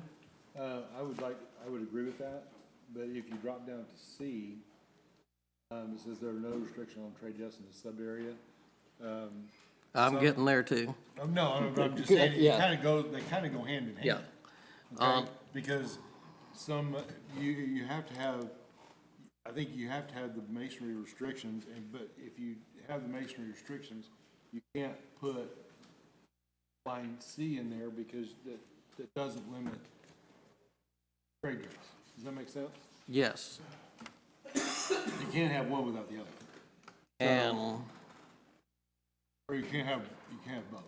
my proposal is for trade dress on the area B be the same as area A, which is 10%, which there are some coveted smaller stores such as Whataburger, which I hope we get, and Chick-fil-A, but I Googled elevations for those stores, and they have modern elevations that have a limited amount of trade dress. So, reaction from developer on that being limited to 10%. And the added masonry requirements. Roman numeral 6, that same section, B, and add in the masonry. Okay, I'm lost on where you're, So we're on, what page are you on? so if you go, page 12, if you Okay. go to 13, at the end, it ends that section. You could add Roman numeral 6, and add the masonry requirement. Got it. You were looking for a place to add. Thank you. So I'm on page 13. Just below V. I just add Roman numeral 6. 13, B, B6. bingo. Thank you. It takes a village. Okay, We're lost on the last part. Sorry, Okay. we were discussing the trade dress comment. okay. We were just discussing where to put the masonry requirement. Oh, okay. Okay, so it's So just, the masonry requirement is fine. okay. Work, can we say all sides visible to the public? So in other words, if it's not, if it's on a building that doesn't have visibility, if it's a service area that doesn't have public or customer visibility, then can we have less restrictions on that side? I'm trying to, Traffic going around, what section would not have traffic going around all sides? Yeah, we might have two buildings, say for instance, close to each other that have the backs facing each other. That would be a situation where you'd have a service drive in the middle and then, the two backs of the Service for building. supplies and stuff? Correct, deliveries and that type of thing. I'm good with that. Got it? Just any customer-facing. Yes, facade. customer-facing facades. And that's the way I have it defined in other areas. And then as far as the trade dress, this is the first that we're really hearing of any concerns on trade dress percentage on, Well, I think the first draft, trade dress, and I think it was just for the big box that I remember. I don't think it was on sub-area B, limiting the trade. It's listed as one of the changes that no trade dress will be required in area B. We added it for clarification and Right. that it was not. Yeah, but it was never, We don't want a building like this for Whataburger. We don't so want an you apron do for have, Whataburger. you do have elevation approval as each of these pad That's users fair, come but I in. think if we go in with the restrictions of, say, masonry restrictions. Yeah, the masonry we're fine Yeah, with. the It's remain- really just the trade dress that we haven't thought about, because we had. Well, I mean, if you put it in the PD at 10%, if somebody wants a variance, they can come back. It opens up the discussion on small tenants, it opens up the discussion. Well, if there are awnings, they have awnings out front, and they have small lettering on the awnings, is that trade dress? If their corporate color is black with red lettering, see, that shouldn't count against the 10%. So in little, it's a lot harder in small tenants. Correct. You don't have. And it all that- in. That's fair, but I think, what do you guys think?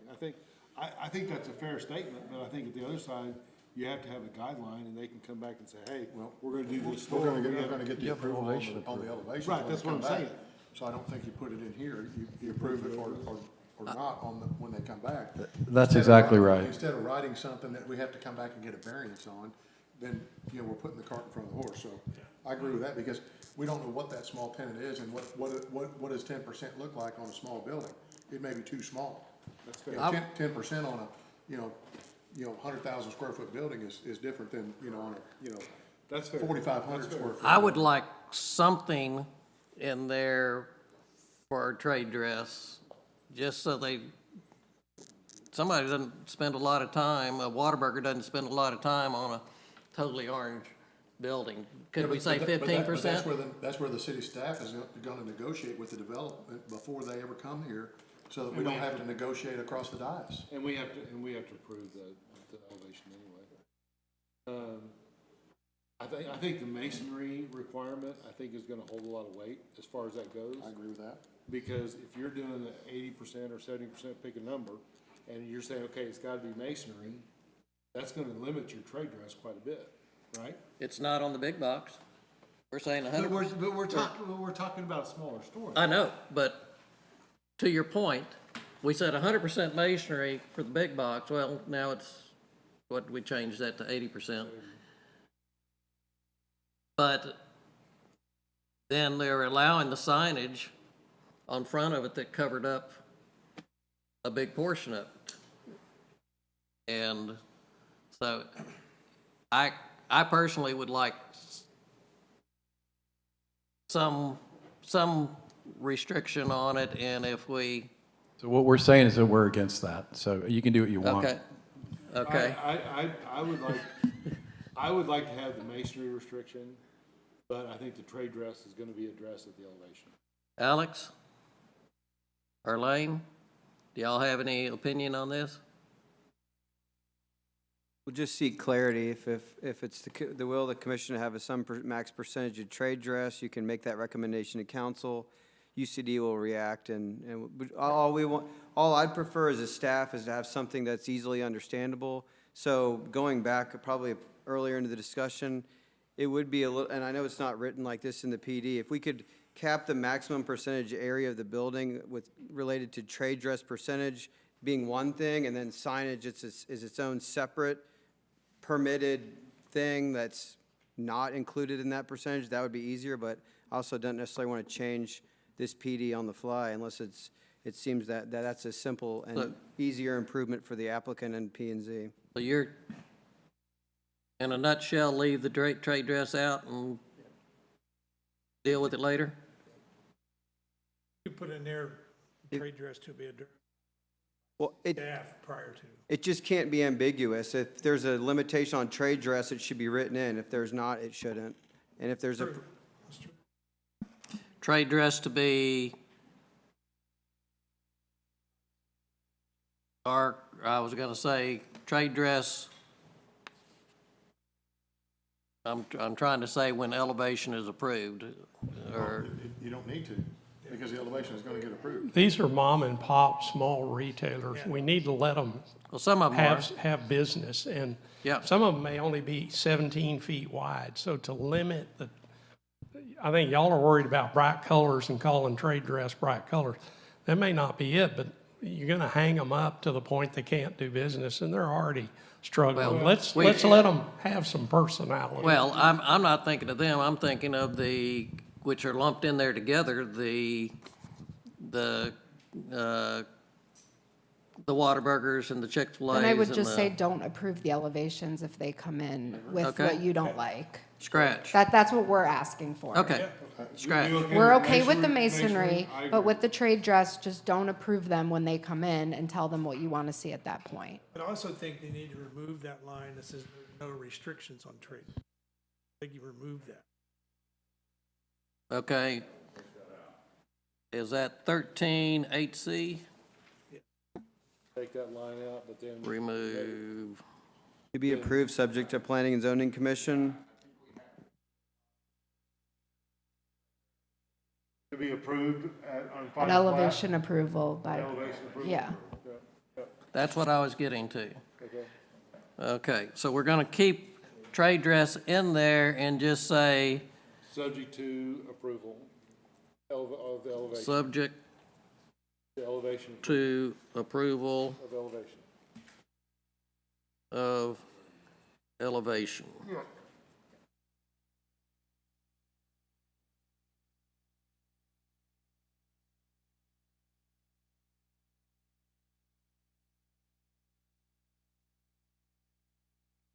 I'm sorry I write slow, left-handed upside down.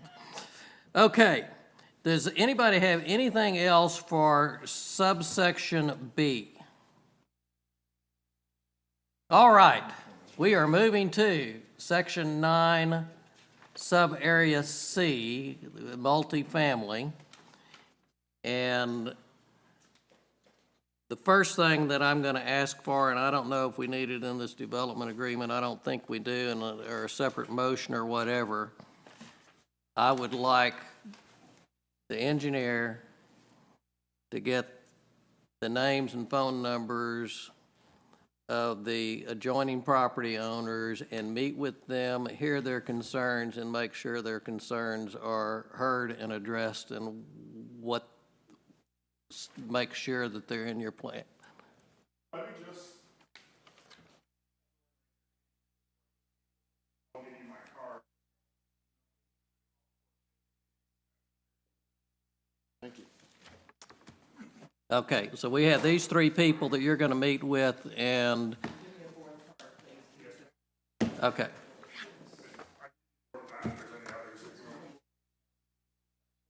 And I want that meeting held before the city council meeting. Yes, sir. Thank you. And then if it doesn't happen, y'all can address city council.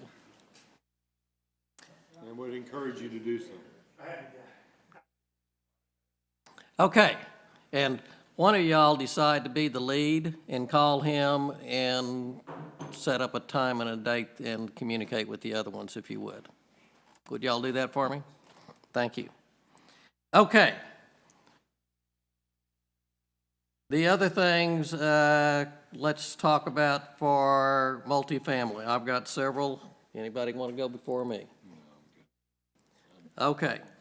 My first thing is that I think the unit should be reduced to 250 instead of 300. Discussion from commission. I would totally agree with that simply because of the fact that even, I know that you guys plan,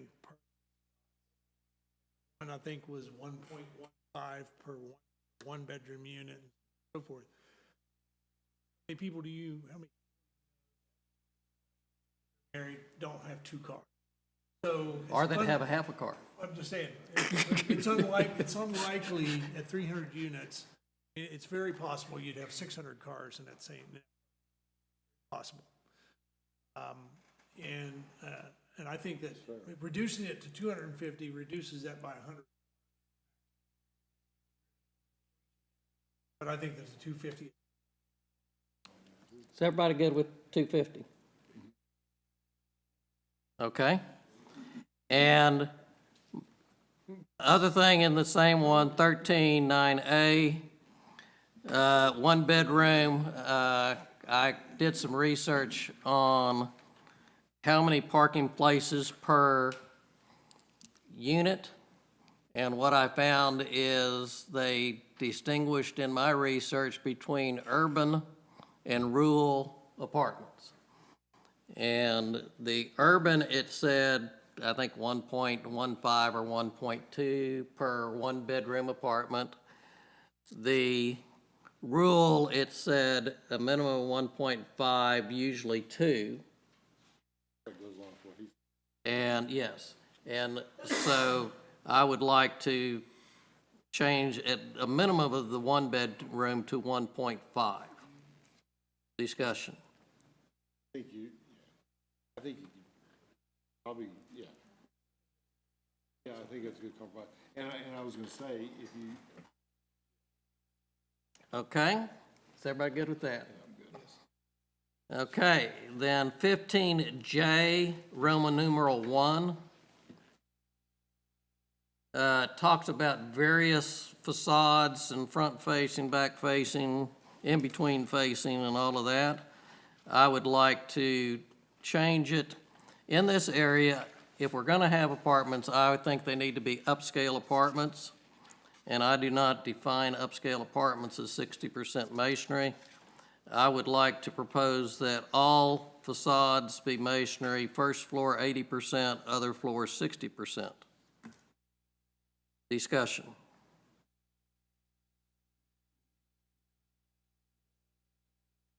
Okay. And then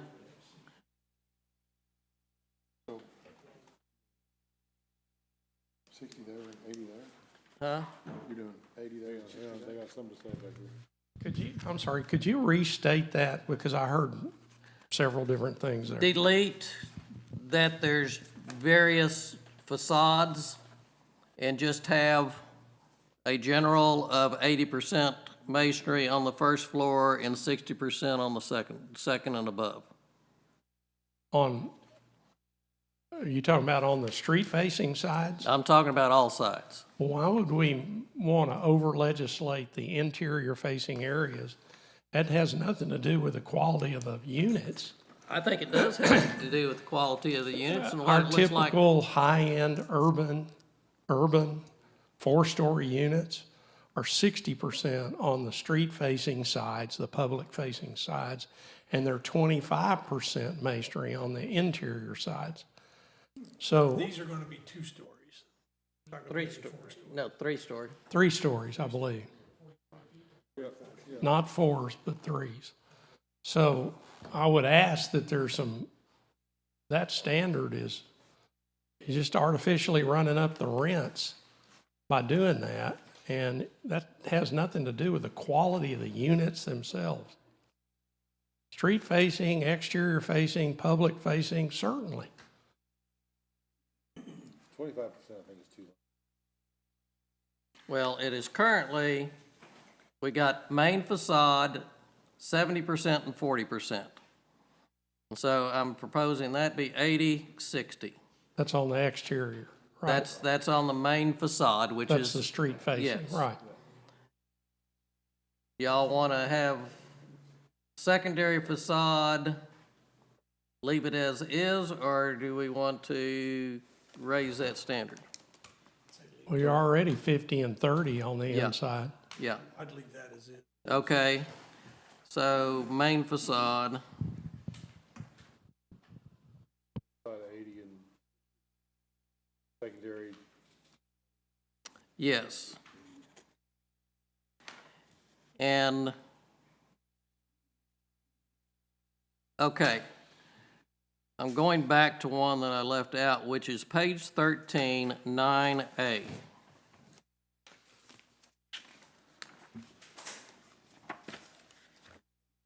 Okay?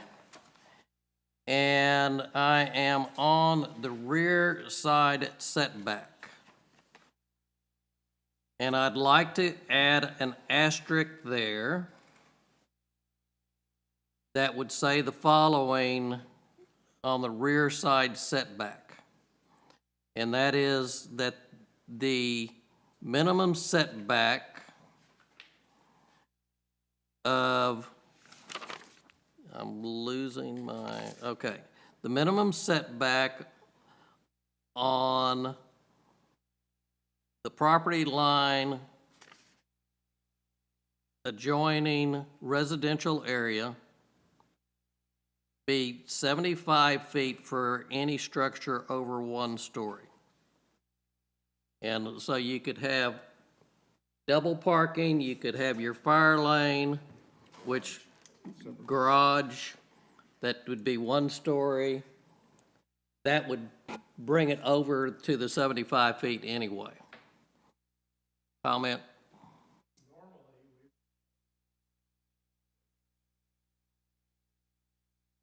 I would say it's more tasteful to the subdivision, White Oak. It would be more tasteful to have a slip road and a green buffer than to say a building setback in a parking lot. It actually would be cleaner, nicer, and I think probably better respected. Okay. Area 75 feet. Now, you don't want 75 feet for that. That's what though. I'm saying. What I'm trying to do is keep the 3rd floor from being close to their property. Right, right. And I see what you're saying, but I guess I would say if there's parking, have it 75 feet, that's fine. If there's not parking, though, it ought to be able to come back to 50 feet, because that gives you more landscape buffer between the street and there. Well, I mean, if you're gonna have like garages for the apartments, that, Tuck unders. yeah, well, or Garage, freestanding garages. freestanding garages, that Yeah. would take up Yeah. some room. I think what we're looking for is some sort of buffer that we can structure and say, we don't want a 3-story building 15 feet away from the back property line. And I think 75 feet is a good number. But what you do in that 75 feet, I know, whatever number we pick. I know, that's you the know, thing. that, What know, do you how do? What do you do? Right. Yeah, parking lot's fine. I like the landscape option, but I think with the parking that we're requiring, I think work on the parking area. And what I was thinking is a garage would take 20. You know, have a garage, a big row garage, and then Right.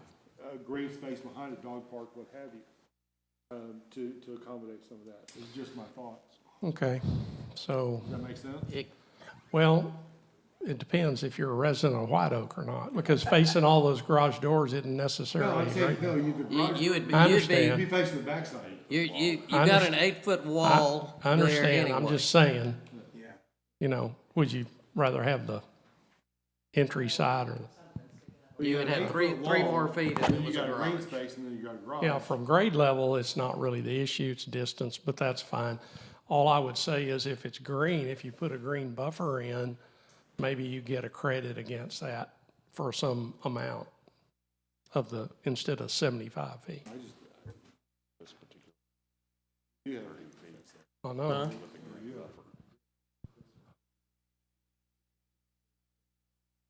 Or the 50-foot green space to the parking lot. I mean, if they're willing. What is it currently? I'm just saying you have the space more than 15 feet. You have 50 feet, 75, pick a number. Yeah. But you got an 8-foot wall. But if they're What's the saying they width want of to the go green 50 feet of green space, They're not saying that. that's what you said. If, He was saying if 20 feet of it was, or that's what I heard. we did, I just think somehow we need to say, you know, we need to have a distance of, But if pick it's a a number. 3-story building looking down in the yard. did a credit. And how they structure that is, I think leave it the way it is, and if it's green space, but leave it at 75 feet. What were y'all's, I'm good with that. everybody good? 75 feet Where you, setback? so instead of 45, it's 75? Yep.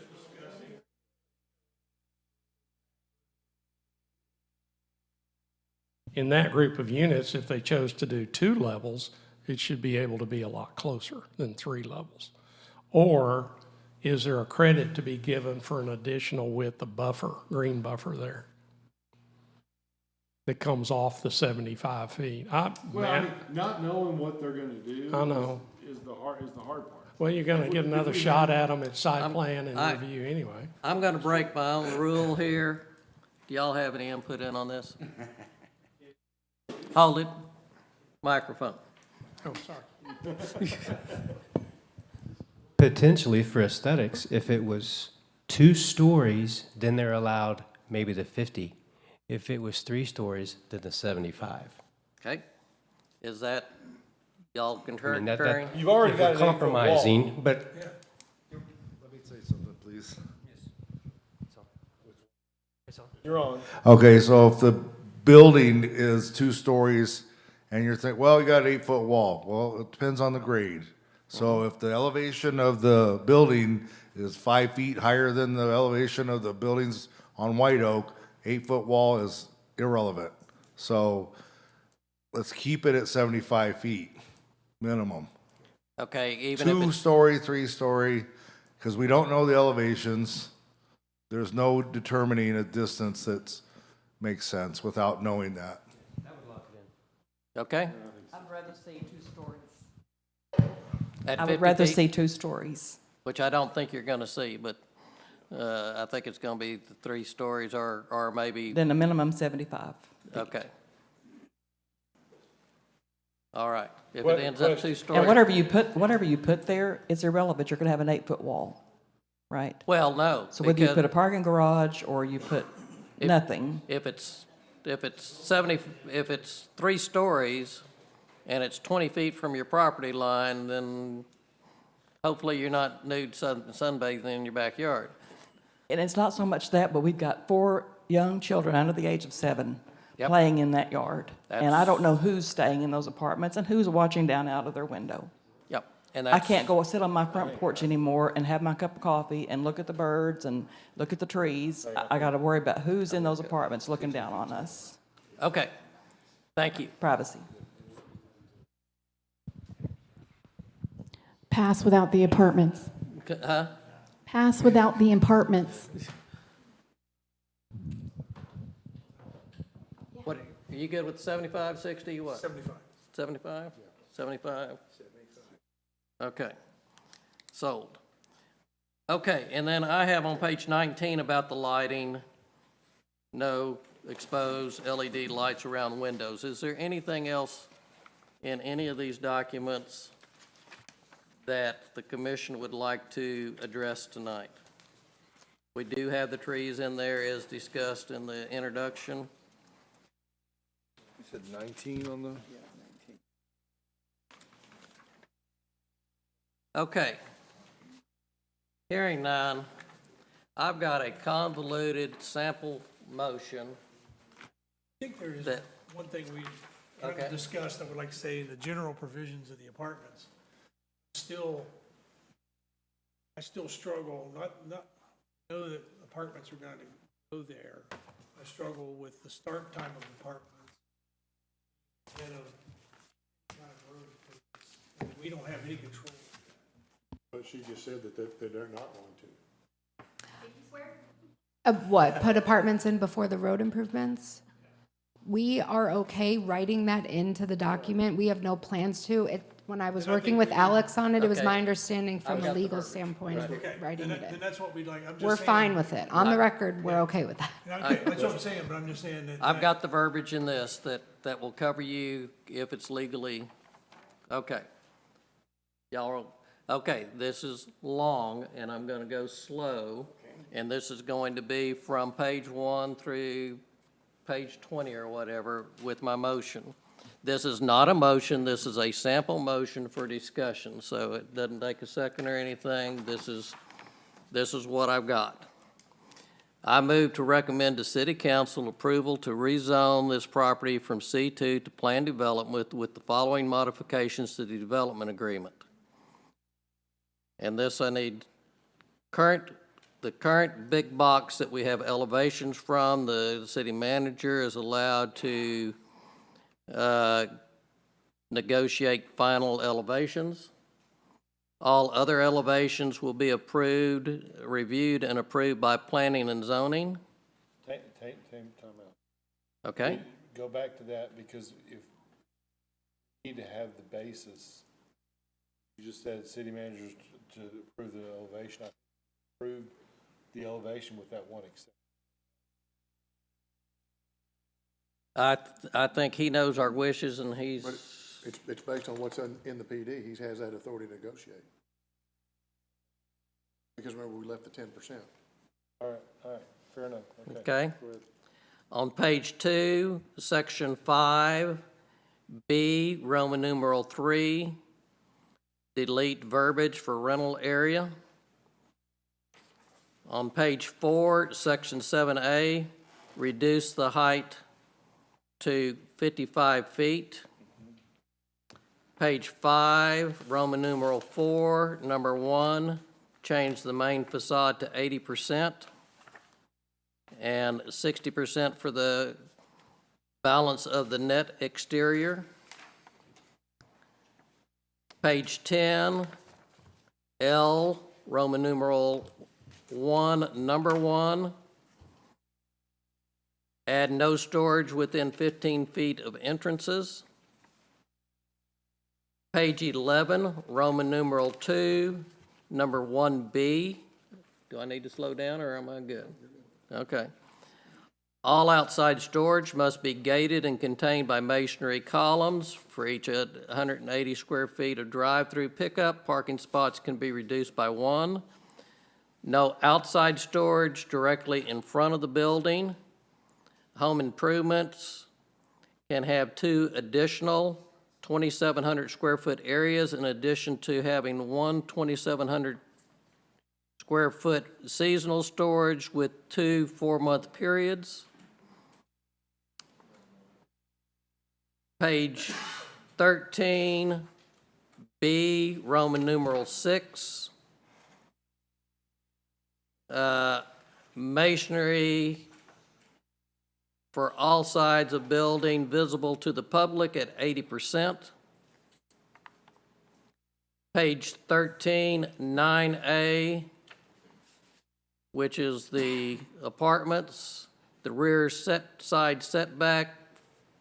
This is an asterisk added on to rear side setback would be for any side that is adjoining residential, that is the minimum setback is 75 feet for any structure over 1 story.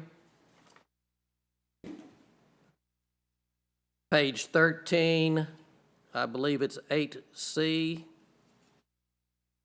Trade dress is subject to the approval of the elevation. 13.9A, total number of units 250. Delete the section allowing reduced parking after a study and increase parking for 1 bedroom to 1.5. Page 15J, Roman numeral 1. Masonry for the first floor for the main facade would be 80%, other floors 60%. And then add somewhere in the area C, restrict multifamily access to 121 until the bridge is complete if allowed by law. Page 19, under lighting, add a section for no exposed LED lights around the window. Discussion of commission.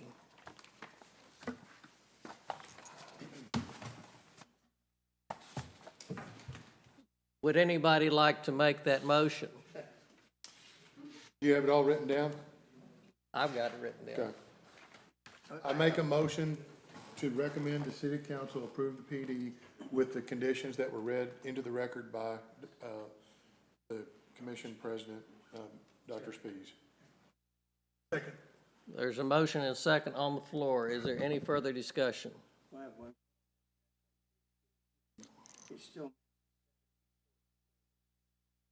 That will be deleted because we're only allowing 45 feet. So that will be taken care of just by, Dr. Spies, yes, sir. regarding your motion or outside the motion, did you want to mention anything regarding the meeting with the residents and the engineer? around No, the because watershed? they're gonna holler to city council if it's not done before the city council meeting. There's a motion and a second on the floor. Is there any further discussion? All in favor, let's do this by hand. All in favor, raise your hand. Any opposed or abstained, motion carries unanimously. I appreciate public, I appreciate the developers and the commission are going through this process. I think we have made significant progress on this item, so thank you to everybody for this. And if I can find the right paper to continue on with the meeting, staff comments? No, sir. Wayne? Okay. Any comments from commissioners?